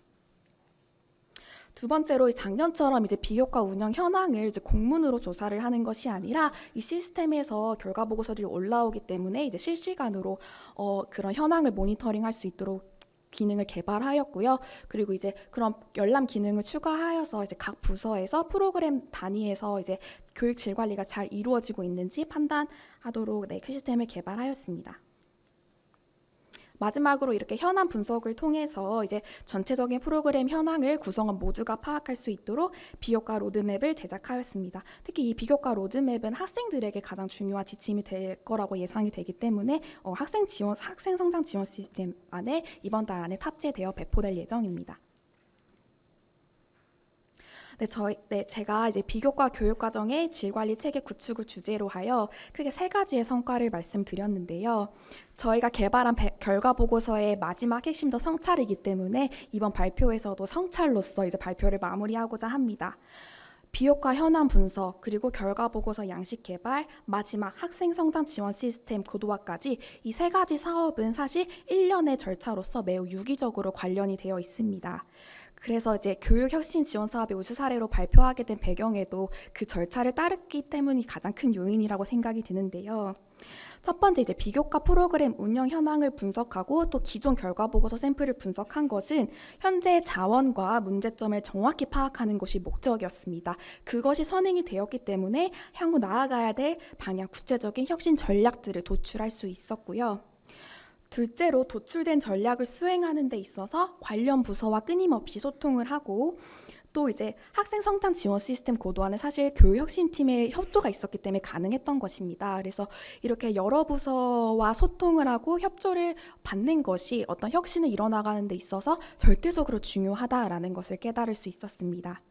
또한 마지막으로 이런 혁신의 완성은 지속 가능한 시스템을 구축하는 것이라는 것을 재점검할 수도 있었습니다. 저희 부서에서는 2024학년도 혁신 지원 사업에서도 이러한 절차에 따라서 현안 분석을 시작 그리고 지속 가능한 시스템 개발을 목표로 하여 여러 가지 사업을 진행하려고 합니다. 그것이 이제 향후 사업 계획인데요. 특히 이제 시스템이 고도화되었기 때문에 거기서 수집되는 데이터를 활용하여 오늘 발표의 제목처럼 학생 성장을 위한 요인 분석과 결과 활용에 보다 집중하고자 합니다. 이번 사업에서 많은 의견을 주시고 협조해 주신 분들께 이 자리를 빌어서 정말 감사하다는 말씀 드리고 싶고요. 앞으로도 성과 한류 데이터 센터의 그런 활약에 대해서도 많은 관심과 피드백을 부탁드리겠습니다. 이상으로 발표를 마치겠습니다. 감사합니다. 캠퍼스 데이터로 본 내일 데이터 혁신실 학생 데이터 워킹그룹의 졸업생 취업 여부 예측 프로젝트의 발표를 맡은 데이터 사이언스학과 조아영입니다. 발표는 다음과 같은 순서로 진행하도록 하겠습니다. 먼저 학생 데이터 워킹그룹에 대해 소개드릴 건데요. 저희는 데이터 혁신실 산하에서 교육 수요자 관점에 대학 혁신 아이디어를 제시하는 그룹으로 데이터 기반의 학생 교육 활동 및 대학 인프라 분석 프로젝트를 진행합니다. 이번 1기 구성 인원은 총 4명으로 김규리, 김서연, 김예진, 조아영으로 구성되어 있습니다. 저희 1기의 프로젝트 주제는 캠퍼스 데이터를 활용한 2021년도 졸업생 취업 여부 예측입니다. 이를 통해 학생들이 취업 시장에서 높은 경쟁력을 갖추기 위한 교내 요소와 관련된 데이터 기반의 인사이트를 도출하고자 하였습니다. 먼저 연구 과정에 대해 간단히 소개드릴 건데요. 저희는 학생과 밀접한 관련이 있는 취업이라는 주제를 발굴하고 이에 대한 탐색을 진행하고 분석에 필요한 데이터를 요청 및 수집하는 데이터 수집 과정을 거쳐 시각화 및 통계 분석을 바탕으로 데이터의 특성을 파악하는 EDA 과정을 거쳤습니다. 그리고 모델링이 용이한 형태로 데이터를 변형하는 과정인 데이터 전처리 과정을 거치고 취업 여부 예측을 위한 모델링을 통해 최종적으로 학교와 학생을 위한 프로그램의 운영에 도움이 되는 결론과 시사점을 제안하는 인사이트 도출 과정으로 마무리하였습니다. 각 과정에 대해서 조금 더 자세히 말씀드릴 건데요. 먼저 저희가 취업과 관련 있고 유의하다고 생각되는 변수에 대해 논의를 하였고 이 논의한 내용을 바탕으로 각 부서에 데이터를 요청하였습니다. 그 결과 2020년도 8월, 2021년도 졸업생 총 1,563명의 데이터를 확보하였고 각 학생들의 개인정보 보호를 위하여 학번은 모두 감형화 후 분석을 진행하였습니다. 이 2페이지에 걸친 표는 저희가 수집한 데이터 목록입니다. 다음으로는 전처리를 위한 EDA 과정인데요. 먼저 졸업생들의 입학 당시 데이터를 확인해 본 결과 편입생의 비율은 굉장히 소수였으며 전적대 성적이 존재하지 않다 보니 신입생과 성적을 비교하는 데 있어서 어려움이 있을 것이라고 판단하였습니다. 그리고 각 학번별 비율을 분석해 본 결과 12학번 이하의 비율은 전체의 0.6%로 마찬가지로 매우 소수였고, 이 12학번 이하의 학생들의 경우에는 입학 전형 데이터를 가지고 있지 않았습니다. 외국인 유학생 또한 보시는 것처럼 매우 소수인데요. 전체 1563명 중 총 4명밖에 되지 않은 소수로 이상치의 역할을 할 수 있다고 생각하여 해당되는 데이터들은 모두 제거하였습니다. 그리고 다음 보이시는 표는 학과별 취업 비율인데요. 여기서 취업 비율보다는 학과명에 초점을 맞춰주시면 좋을 것 같습니다. 이제 공예 학과와 공예 전공, 그리고 의료학과와 패션산업학과처럼 학과명들이 개편된 경우가 존재하는데요. 저희는 여기서 학과명이 개편이 되더라도 일정하게 유지되는 데이터가 필요하다고 판단하였고, 저희는 학과명 대신 취득 학위 데이터를 이용하기로 결정하였습니다. 저희는 이런 과정을 토대로 분리되어 있던 데이터들을 합치고 분석이 용이한 형태로 수정해 최종적으로 1277행 81열의 분석용 데이터를 구성하였습니다. 보이시는 테이블은 저희가 구성한 테이블 중 일부입니다. 다음으로 저희 모델링 결과에 대해서 말씀드리도록 하겠습니다. 먼저 머신러닝 모델 분석 결과 이전에 통계 분석을 먼저 진행해 보았는데요. 이 통계 분석 진행 결과 범주행 변수에 대한 카이 제곱 검정 결과에 따르면 입학 전형 변수만 유의하다는 결과를 알 수 있었으며, 연속형 변수에 대한 독립 T 검정 결과 전체 성적, 취업 상담 참여 횟수, 국가, 교내, 교외 장학금, 총 이수학기 이 4가지 변수가 유의함을 알 수 있었습니다. 마지막으로 모든 변수에 대한 로지스틱 회귀 분석 결과 취업 상담 참여 횟수, 국가, 교내, 교외 장학금 이 2가지 변수가 유의함을 알 수 있었습니다. 다음은 머신러닝 모델 분석입니다. 저희는 여러 가지 머신러닝 모델 중 라이트 GBM, XGBoost, 랜덤 포레스트와 같은 트리 계열 모델을 사용하였는데요. 이 트리 계열 모델들 같은 경우에는 작은 여러 개의 트리들을 학습시켜 결과를 도출해내는 앙상블 모델로 효과적인 모델로 알려져 있습니다. 근데 이 모델을 학습시키는 과정에서 충분하지 않은 데이터의 양과 취업자와 미취업자의 수의 차이로 인하여 문제가 발생하였고, 이 문제를 해결하기 위해 취업자와 미취업자의 수를 동일하게 맞춰주는 언더샘플링, 최적화된 모델을 찾기 위한 하이퍼 파라미터 튜닝, 적은 데이터를 가지고도 충분히 효율적으로 학습을 시킬 수 있는 교차 검증 방식을 이용해 모델을 학습시켰습니다. 여러 번의 실험 끝에 저희는 최종적으로 해당 데이터들만 이용해 분석을 진행하였습니다. 머신러닝 모델 결과 저희는 일단 중점적으로 F1 스코어를 위주로 보았는데요. 이 F1 스코어 같은 경우에는 오른쪽에 있는 표와 함께 설명드리도록 하겠습니다. 이 표를 보셨을 때 빨간색 테두리에 있는 재현율은 실제로 취업을 한 사람들을 기준으로 했을 때 이 모델이 취업한 사람을 얼마나 잘 맞추었는가에 대한 지표입니다. 그리고 정밀도는 모델이 취업을 했다고 예측한 값을 기준으로 하였을 때 이 취업한 사람을 얼마나 잘 맞추었는지에 대한 지표인데요. 이 정밀도와 재현율을 동시에 고려할 수 있는 지표가 바로 F1 스코어였고, 이 F1 스코어는 재현율이 높고 정밀도도 높아야 커지는 지표입니다. 그리고 설명 가능한 AI 기술을 활용하여 저희가 변수들의 중요도를 뽑아보았는데요. 여기서 국가장학금, 교외장학금, 교내장학금 누적 금액과 취업상담 참여 횟수, 소학회 참여 학기, 직무탐색 참여 횟수 등이 유의함을 보였는데요. 여기서 장학금이 굉장히 높은 중요도를 보이고는 있지만 이 자체가 취업률과 관련 있다고 해석하기에는 좀 어려움이 있을 것 같습니다. 이 장학금을 받는 사람의 특성이나 소득분위 등 숨겨진 요소들이 굉장히 많기 때문에 이에 대해서는 추가적인 분석이 필요할 것으로 보입니다. 통계 분석과 머신러닝 모델에 대한 전반적인 예측 결과를 통합해 보았을 때 공통적으로 취업 상담 참여 횟수, 국가, 교내, 교외 장학금, 전체 성적 이 3가지 변수가 공통적으로 유의함을 보였고요. 이런 일련의 과정을 통해 저희는 총 5가지의 결론을 도출할 수 있었습니다. 먼저 머신러닝 분석 결과 소학회 참여 학기가 유의한 변수로 도출되었는데요. 이 소학회 참여자와 미참여자 간의 취업률을 확인해 본 결과 참여자의 취업률이 조금 더 높은 것을 확인할 수 있었습니다. 이를 바탕으로 학생들의 학술 활동에 대한 지원이 좀 더 확대된다면 좋을 것이라고 판단하였습니다. 두 번째로는 해외 경험과 관련된 결론인데요. 이 해외 경험 기간 자체는 유의한 변수로 도출되지는 않았습니다. 그러나 이 원인을 생각을 해보았을 때는 표본이 너무 작기 때문이라고 추측할 수 있었는데요. EDA 결과를 확인해 본 결과 해외 기간이 길수록 취업률이 좀 더 높은 것을 확인할 수 있었고, 이를 바탕으로 학생들의 해외 경험 기회를 좀 더 확대하고 장기간 다녀올 수 있도록 한다면 취업에 영향을 미칠 수 있을 것이라고 생각합니다. 다음으로는 졸업 유예와 휴학생과 관련된 내용인데요. 이 2021년도 졸업생 기준으로 하였을 때 졸업생 중 73.6%는 휴학을 경험했을 정도로 최소 한 학기에서 1년 정도는 대부분 휴학을 경험합니다. 졸업 유예 같은 경우에는 많이 하는 편은 아니지만 이 기간은 보통 취업 준비를 목적으로 하는데요. 이 휴학을 하고 졸업 유예를 하는 동안 이 기간을 좀 더 알차게 보낼 수 있도록 취업 경력 개발 프로그램을 강화하고 홍보할 필요가 있다고 저희는 보았습니다. 한 연구에 따르면 휴학생들의 사유를 기반으로 하여 개개인의 목표를 설정하고 이를 이룰 수 있도록 학교 차원에서 돕는다면 취업에 도움이 될 것이라는 결론을 내렸는데요.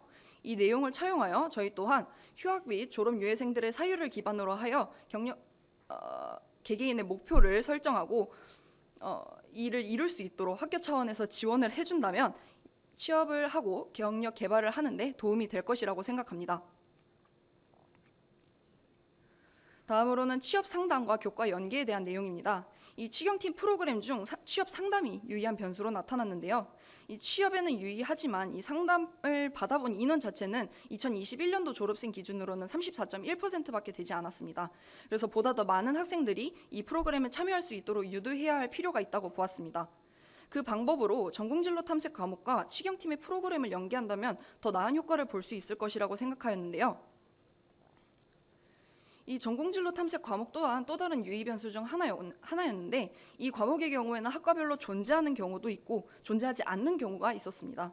이 존재하지 않는 경우를 위해서 모든 전공으로 이 과목을 개설하고 확대할 필요가 있다고 보았고, 이를 통해 학생들에게 정보를 제공하고 취경팀과의 프로그램의 연계를 통해 더 좋은 효과를 유도할 수 있을 것이라고 보았습니다. 예를 들어 이 과목을 수강하는 경우 취경팀의 특강이나 상담 프로그램 필수 참여와 같이 적당한 강제성을 부여해 교내에서 제공하는 프로그램에 대한 접근성을 높이고 이를 활발하게 이용할 수 있도록 한다면 학생들이 취업을 준비하는 과정에서도 본인이 스스로 능동적으로 이 프로그램들을 찾아서 활용할 수 있을 것이라고 생각하였습니다. 이 연구 주제는 앞으로도 굉장히 다양한 방면으로 발전할 수 있고 활용 방안도 굉장히 많은데요. 이를 위해서는 더 많은 데이터를 수집하고 다양한 분석을 진행할 필요가 있어 보였습니다. 이를 위해서는 표본을 더 수집하고 연구를 장기화하여 더 나은 일반적인 예측 모델을 개발하고 다양한 분석을 진행해야 할 것이며, 이를 통해 학생들을 위한 다양한 서비스를 개발하면 더 좋을 것이라고 생각합니다. 이를 위해서는 학생들의 교회 활동이나 자격증, 어학 성적 정보, 그리고 교내외 공모전이나 대회 수상 경력 등 학생들의 더 많은 경력들을 수집할 수 있어야 하고, 이를 위해서는 학생들이 스스로 경력을 기입하고 작성하고 정리하고 관리받을 수 있는 시스템을 고도화할 필요가 있다고 보았습니다.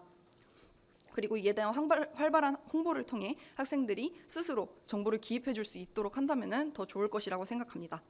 그리고 학교에 있는 교과목별 핵심 역량 정보를 활용한다면 서울여자대학교만의 특색 있는 연구를 통해 이 학교만의 특색 있는 어떤 취업 프로그램이나 교과목 프로그램을 개발을 하는데 더 도움이 될 것이라고 생각합니다. 지난 3개월 동안 이 프로젝트를 진행을 하며 능동적으로 고민하고 분석하는 과정을 통해 저희들은 다방면으로 성장할 수 있었는데요. 이런 좋은 기회를 주신 데이터혁신실 팀원분들께 감사하다는 말씀과 여러모로 지원을 해주신 여러 부서들, 그리고 데이터 수집에 도움을 주신 각 부서에도 감사하다는 말씀을 드리며 이상으로 발표 마치도록 하겠습니다. 감사합니다. 네, 안녕하세요. 소셜 임팩트 스쿨 내 삶의 임팩트를 만들다라는 주제로 발표를 맡게 된 화학전공 17학번 강수지입니다. 네, 저는 다음 주에 졸업을 앞둔 예비 졸업생인데요.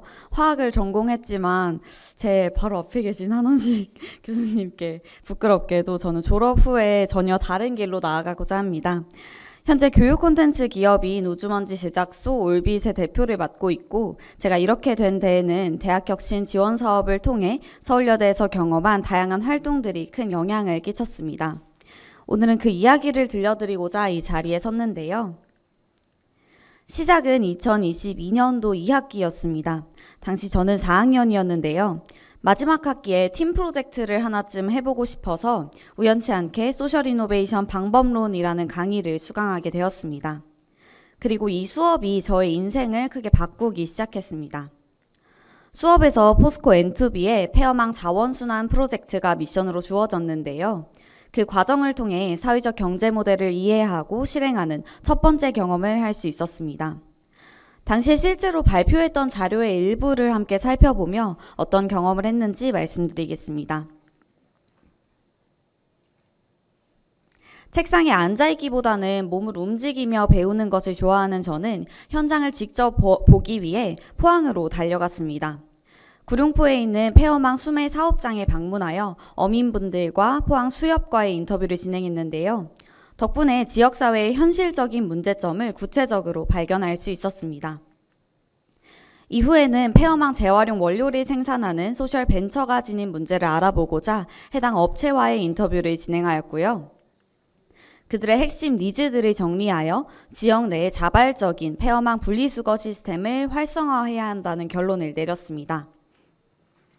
이미 분리수거 집화장이 잘 구축된 포항을 중심으로 그 효과성을 지역 주민들이 체감하게 하고 홍보를 통해 대중화한다면 이 밸류체인을 전국적으로 확산시킬 수 있을 것이라고 생각했고, 다음과 같은 솔루션들을 구체화하게 되었습니다. 솔루션을 실행할 때 탄소 중립을 실현할 수 있는 방안과 밸류체인이 전국 확산됨으로 인해 발생할 수 있는 결과를 도출하며 프로젝트를 마무리했는데요. 이 과정을 통해 사회적 경제 모델과 사회혁신의 개념을 이해하고 기업과 소통함으로써 그들의 미션을 해결하는 방법을 터득할 수 있었습니다. 당시에 포스터 발표를 통해 수상을 하기도 했는데요. 하지만 저는 스스로 아직 부족한 점이 정말 많다는 사실을 인지하게 되었습니다. 또한 사회혁신에 대해 좀 더 제대로 배우고 싶다는 생각을 하게 됩니다. 그렇게 2023년 저는 학교를 1년 더 다니기로 결심했습니다. 이건 실제로 제 2023학년도 1학기 시간표인데요. 소셜 이노베이션의 2회와 도시혁신 프로젝트, 이렇게 딱 두 과목만을 수강하게 됩니다. 그리고 비교과 활동으로 프론티어, 소셜 앙트레프러너십, 그리고 소셜 임팩트 스쿨까지 SI 교육센터의 여러 활동을 진행하였는데요. 먼저 소셜 이노베이션의 2회 수업을 통해 저는 사회적 경제 모델의 개념과 소셜 벤처 생태계 구조에 대해 보다 체계적으로 이해하고 체인지 메이커 마인드셋을 갖출 수 있었습니다. 원래 가장 기초가 되어야 하는 과목인데 저는 소셜 이노베이션 방법론 수업을 수강한 후에 이 과목을 듣다 보니 오히려 현장 경험과 이론이 직결되어 보다 풍부한 지식을 습득할 수 있었던 것 같습니다. 다음으로 도시혁신 스쿨에서는 인천 남촌동의 마을 상권을 활성화하는 프로젝트를 진행했는데요. 타학교 학생들과 팀을 이뤄 활동하면서 정말 다양한 경험을 할 수 있었습니다. 이번에도 당시 발표했던 자료의 일부를 가져왔는데요. 간략히 살펴보겠습니다. 첫 번째로 저희 팀에게 주어진 과제를 분석하고 데스크 리서치를 통해 현장 인터뷰 등을 준비했습니다. 그리고 현장 활동 기간에 마을 상인과 주민들을 인터뷰하며 다양한 의견을 들어보았는데요.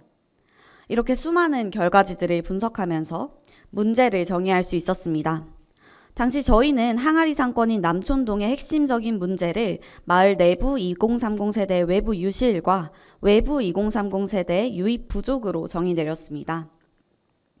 이 문제를 해결할 수 있는 아이템을 발굴할 때 주민들의 역량을 활용하는 것이 지속 가능성을 높이는 핵심이라고 생각하였는데요. 그래서 저희는 마을에서 만들고 있던 꽃 식초를 응용하여 2030 세대를 타겟으로 한 꽃 전통주를 아이템으로 선정했습니다. 그리고 실제로 마을에 다시 방문하여 주민들과 함께 메리골드, 펜지꽃 막걸리를 제작해보고 저희 팀의 디자인 역량을 활용하여 상표와 패키지, 메뉴판 등을 만들었습니다. 이후 마을 축제를 적극적으로 활용할 수 있는 방안을 제시하고 마을 내의 공시를 활용한 팝업 스토어를 기획하고 구체적인 운영 계획을 수립해 보면서 최종적으로 남촌동 상권의 꽃술 거리를 형성하고 온라인 유통 판매를 통해 규모를 확장할 수 있는 단계적 성장 방안까지 제시할 수 있었습니다. 이 사진은 제가 최종 발표 때 직접 만들어간 꽃 막걸리인데요. 시음을 진행하면서 주민들의 큰 호응을 얻었고 덕분에 후속 사업화에 선정되며 아이디어가 직접 실현되는 모습을 볼 수 있었습니다. 도시혁신스쿨을 통해 저는 사회적 경제 모델을 구축할 수 있는 방안을 체계적으로 설계하는 방법을 터득했을 뿐 아니라 아이디어를 프로토타입으로 만들고 직접 검증하며 보완하는 경험까지 습득할 수 있었습니다. 다음은 슈 SI 프론티어 5기 활동인데요. 저는 프론티어를 통해 다양한 컨텐츠를 원두 삼아서 자신만의 아이디어인 크레마를 추출하는 컨셉에 기획 스터디 크레마를 만들어 6개월간 운영했습니다. 기획 스터디 크레마는 청소년들의 직간접적인 경험의 폭을 넓혀주고 아이디어를 꾸준히 기획, 실행하게 하고 결과적으로 자신만의 브랜드를 완성할 수 있도록 돕는 피어러닝 방식의 교육 모델이었습니다.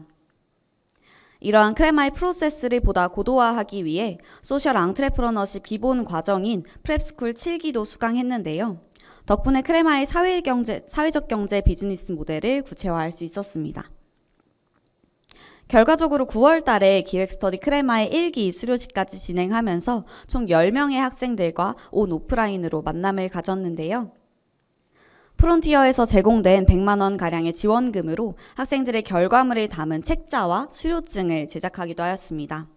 덕분에 계획안과 예산안을 작성하며 실제로 비용을 집행하는 프로젝트를 실행해 볼 수 있었고 비즈니스 모델을 고도화하고 검증하며 사회적 가치를 실제로 실현해 볼 수 있었습니다. 마지막 활동은 이번 발표의 주인공인 소셜 임팩트 스쿨입니다. 2022년도에 진행되었던 소셜 이노베이션 방법론 프로젝트의 연장으로 폐업망 재활용 자원을 활용한 아이템을 개발하는 것이 저희의 미션이었는데요. 이번에도 실제 결과 보고 자료의 일부를 함께 살펴보겠습니다. 저희 팀은 문제 정의부터 시작하여 아이템 확장 방안까지를 제안하였는데요.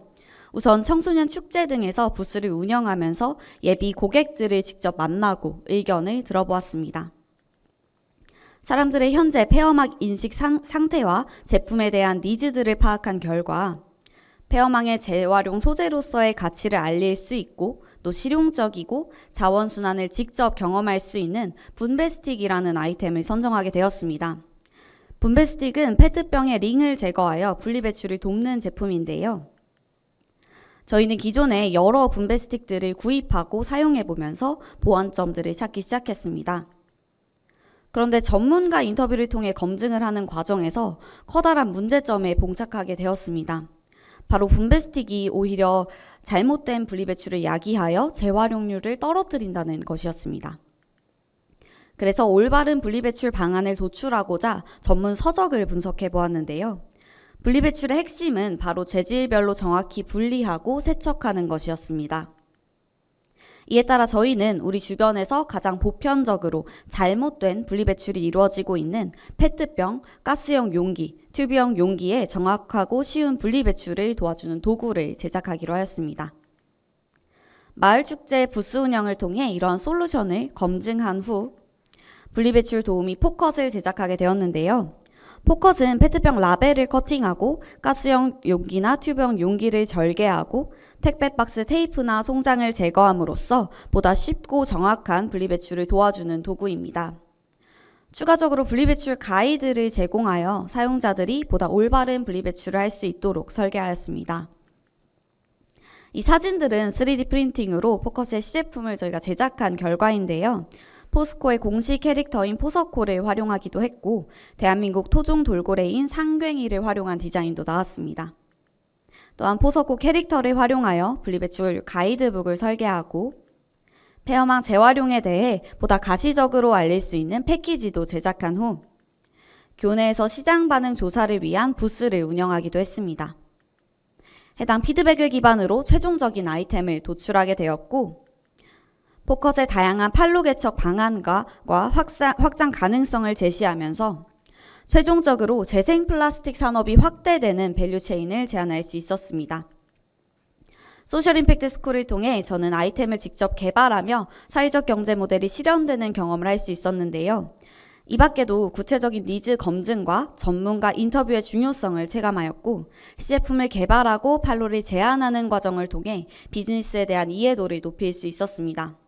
시장에 대한 현실적인 이해를 할 수 있는 소중한 경험이었는데요. 소셜 임팩트 스쿨에서 1기에서 팀장으로 활동한 만큼 저는 2기의 운영에도 많은 참여를 하게 되었습니다. 그 과정과 결과물들도 공유를 드리고자 합니다. 1기 활동이 3월 달에 시작되었고 2기는 8월 달에 온라인 오리엔테이션으로 활동이 시작되었습니다. 이후 9월 2일 프로젝트 온보딩 강의를 진행하였는데요. 제가 운영하는 교육사업팀인 우주먼지 제작소에서 자체적으로 프로그램을 개발하여 사회적 경제 모델의 기초 지식을 이해하고 팀별 아이디에이션을 진행하는 시간을 가졌습니다. 9월 중순에는 폐업망 자원순환 프로젝트 워크숍이 진행되었는데요. 1박 2일이라는 짧은 시간 동안 스프린트 방법론을 기반으로 각 팀별 아이디어를 구체화하고 시제품까지 제작할 수 있었습니다. 워크숍 둘째 날에 팀별 발표를 진행하면서 서로의 아이디어와 시제품을 공유했고 이후 팀별로 약 2달간의 준비 기간을 거쳐서 11월에 온라인 예비 발표와 피드백 시간을 갖게 되었습니다. 예비 발표 피드백을 기반으로 자료를 수정하여 11월 29일에 N2B 본사에서 최종 결과 발표회가 진행되었는데요. 저희 1기 팀의 포커스를 비롯하여 폐업망 나일론으로 만든 스트링백, 신입사원을 위한 웰컴 키트, 폐 방진복으로 만든 키링, 그리고 이 아이템들을 홍보할 마케팅 방안까지 다채로운 아이디어들을 N2B에게 제안할 수 있었습니다. 이렇게 소셜 임팩트 스쿨 2기를 운영해 보면서 저는 산학협력 CSV 교육 모델의 중요성을 체감할 수 있었습니다. 짧은 기간 동안 학생들이 크게 성장하고 멋진 결과물을 도출해내는 것을 보면서 또 기업이 이러한 아이템들을 적극적으로 수용하는 것을 보면서 소셜 임팩트 스쿨이 서로에게 유익을 창출해낼 수 있는 새로운 교육 모델이라는 사실을 깨달았는데요. 다만 아직 시작 단계이기 때문에 앞으로 교육 모델을 체계화하고 보다 확장하는 작업이 필요하겠다는 결론을 내렸습니다. 그래서 얼마 전 교내 산학협력 지원 사업을 통해 저희 사업 팀원들과 함께 에코시스템 비즈니스를 설계하는 교육을 수강하였는데요. 민관학 협력 구도의 CSV 교육 모델을 구체화하고 각 집단이 서로에게 얻을 수 있는 비즈니스적 유익들을 분석해보고 콜렉티브 임팩트를 창출하는 비즈니스 모델로서 설계해보는 시간을 가졌습니다. 이 내용을 외부 전문가에게 발표하고 좋은 피드백을 정말 많이 얻었는데요. 특히 타 대학 및 여러 기업들과 협력 관계를 확장해보면 좋겠다는 의견이 인상 깊었습니다. 소셜 임팩트 스쿨 교육 모델의 가치를 재검증할 수 있는 귀한 시간이었습니다. 앞서 말씀드렸다시피 저는 다음 주에 졸업을 합니다. 학사를 무려 7년 만에 졸업하는 건데요. 굉장히 오래 걸렸다고도 볼 수 있지만 저는 그 기간이 전혀 아깝지 않습니다. 이번에 SI 인증 3단계를 모두 이수하게 되었고 그 과정에서 정말 소중한 경험을 얻었기 때문입니다. 아무래도 대학혁신 지원 사업의 가장 큰 수혜자가 바로 제가 아닌가 싶은데요. 졸업 후에도 저는 소셜 벤처를 만들어가며 서울여대와 함께 협력하고 사회혁신에 대해 연구하고 학생들에게 사회혁신의 가치를 전해주고 싶습니다. 제가 그랬듯이 앞으로 더 많은 서울여대의 학생들이 대학혁신 지원 사업을 통해 다양한 경험을 하고 크게 성장할 수 있기를 바랍니다. 저희 성장을 이끌어준 대학혁신 지원 사업과 서울여대에 감사를 전하며 이상으로 발표 마치겠습니다. 감사합니다. 네, 안녕하세요. 저는 베이스업에서 프로젝트 매니저를 맡고 있는 도고동문학과 21학번 이유리라고 합니다. 목차는 다음과 같습니다. 베이스업은 헌 야구공을 업사이클링해서 에어팟 케이스와 같은 야구 팬들을 위한 굿즈로 만들어내는 브랜드입니다. 첫 번째 제품이 화면에 보이시는 것과 같은 에어팟 케이스입니다. 저희 베이스업이 어떻게 헌 야구공을 이용해 제품을 제작하게 되었는지 설명해 드리도록 하겠습니다. KBO 리그를 좋아하시는 분들이라면 KBO 리그 한 경기당 야구공이 얼마나 사용되는지 알고 계실 것 같아요. 선수들 플레이에 영향을 주지 않기 위해 한 경기당 약 100개 이상의 공인구가 사용이 되는데요. 정규 시즌 평균으로 환산하였을 때 144경기, 1년간 14,400개의 야구공이 사용됩니다. 10년이면 14만 4천 개의 야구공이 사용되는데요. 이는 사회인 야구단으로 가서 연습용 공으로도 사용되고 있지만 감당하기엔 굉장히 큰 숫자입니다. 베이스업은 이 점을 활용해 생성되는 만큼 방치된다는 점을 이용했습니다. 두 번째로 가죽 상태인데요. 베이스업이 많이 사용하고 있는 공은 사회인 야구단 공이에요. 그럼에도 불구하고 깨끗하고 흠집이 적기 때문에 상품으로 사용되기 충분합니다. 또 이 야구공 가죽은 실제 야구공을 사용한 점이 메리트인데요. 그 자체만으로도 특정 소비자층에게 가치를 주고 있습니다. 더 자세히 말해 저희의 타겟층인 야구 팬들에게 이 야구공 가죽은 특별한 메리트로 다가갈 수 있는데요. 베이스업은 전체 시장을 업사이클링 시장, 그리고 저희가 확보할 고객인 수익 시장을 야구 굿즈를 구매하는 20대에서 40대의 야구 팬으로 보고 있습니다. 야구 굿즈를 구매하는 소비자 대부분이 야구 굿즈 그 자체와 혹은 자신이 응원하는 야구 선수와 가까워지고 같아지길 원합니다.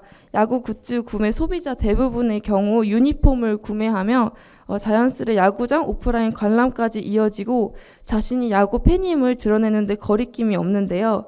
베이스업의 그런 점을 이용해 베이스업은 야구 팬들이 이 제품을 원한다고 분석하였습니다. 저희 베이스업이 소비자에게도 많은 이점이 있지만 실제 저희 KBO 리그나 구단에게도 수요가 있다고 생각이 드는데요. KBO 리그가 대학 산하에 있는 산하평일단인 링크 사업단과 함께 KBO 9이라는 ESG 아이디어 프로그램을 개최할 만큼 ESG에 대한 관심이 촉구되면서 여러 방면으로 ESG 활동을 이어나가고 있습니다. KBO 리그뿐만 아니라 마찬가지로 구단별로도 ESG 활동이 촉구되고 있는데요. SSG 랜더스나 LG 트윈스, 하나 이글스 등에서 ESG 활동을 진행하고 있습니다. 또한 야구 팬들 또한 그 ESG 관련된 활동을 이어가고 있어요. 죽은 지구에 야구는 없다라는 말이 있을 정도로 야구 팬들도 환경에 대한 관심이 촉구되고 있습니다. 마지막으로 저희 제품은 진짜 야구 팬들을 위한 제품을 판매하고 있는데요. 보통 플라스틱 소재를 이용한 야구 굿즈가 많은데 저희는 실제 사용하던 야구공을 이용해 야구 팬들에게 새롭고 특별한 감정을 주고 있습니다. 저희는 소비자의 특성을 살려 베이스업이 야구장에 가져갈 수 있는 일상 속의 야구를 만날 수 있는 제품을 제작하였습니다. 단순히 키링과 같은 부속적인 용품이 아니라 제품의 쓰임성이 존재하는 제품을 제작하였고요. 재료의 특성을 살려 특정 타겟층을 겨냥한 제품입니다. 네, 야구공 모양을 본뜬 에어팟 케이스입니다. 실제 야구공을 사용했기 때문에 소비자들에겐 내가 좋아하는 선수가 사용했을지 모른다는 기대감을 주고 있고요. 야구공 그 자체의 질감을 느낄 수 있습니다. 또한 뒷면에 각인 서비스가 가능해 맞춤 제작 서비스를 주고 있습니다. 베이스업은 타 케이스와 비교했을 때 실제 야구공을 사용했다는 장점만 존재하지 않는데요. 포켓형 디자인을 단점했다는 것이 가장 큰 장점입니다. 이게 어떻게 보면 당연한 말 같지만 보통의 포켓형 가죽 디자인 케이스는 케이스를 열고 에어팟 케이스를 한 번 더 열어야 된다는 단점이 존재하는데요. 베이스업은 케이스와 가죽을 부착해 한 번의 연만으로도 무선 이어폰을 꺼낼 수 있게 디자인하였습니다. 두 번째 편리함으로 케이스 아래에 충전 단자 구멍을 뚫었고요. 마지막으로 키링 고리를 통해 가방에 달거나 소품을 달아 소비자가 원하는 다양한 연출이 가능합니다. 베이스업은 지난해 9월 25일부터 10월 16일까지 와디즈 펀딩을 진행하였습니다. 메이크업 팔로워 수 532명, 결제 금액 620만 5천 원을 달성하면서 성공적으로 마무리를 했는데요. 이는 펀딩 오픈 80분 만에 달성한 결과였습니다. SNS 유입 등 야구 팬들을 통해 더욱 성공할 수 있었는데요. 베이스업의 제품을 보고 한 야구 팬이 SNS에 제품 관련한 글을 작성하였고 이 글이 누적 조회수 26만 회, 반응 수 최종 5,775회를 달성하면서 알림 신청자 수가 자연스럽게 1,118명을 달성할 수 있었습니다. 이를 통해 베이스업의 제품이 저희가 선정한 타겟인 야구 팬들에게 상품성이 있음을 입증할 수 있었습니다. 베이스업은 사업자 등록 후 현재 제품 디자인 출원까지 진행할 예정인데요. 그 제품 규정을 확대시키고 야구에서 나온 쓰레기가 다시 야구로 돌아갈 수 있도록 더 다양한 제품군을 개발할 생각입니다. 구단과 협업을 맺어 ESG 실현과 수익 창출, 베이스업은 재료 공급의 원활을 추구할 예정인데요. 협업을 통해 오프라인 경기장에서 판매하게 된다면 베이스업의 제품이 상시 판매되어 지속 가능성 추구와 함께 관람객에게 오프라인 볼거리 요소를 추가적으로 제공할 수 있습니다. 1차 판매에서 멈추지 않기 위해 그리고 학생이 진행한 프로젝트에서 멈추지 않기 위해 지금도 계속해서 열심히 노력하고 있습니다. 지금까지 좋아하는 것에서 가치를 찾는 브랜드 베이스업이었습니다. 감사합니다.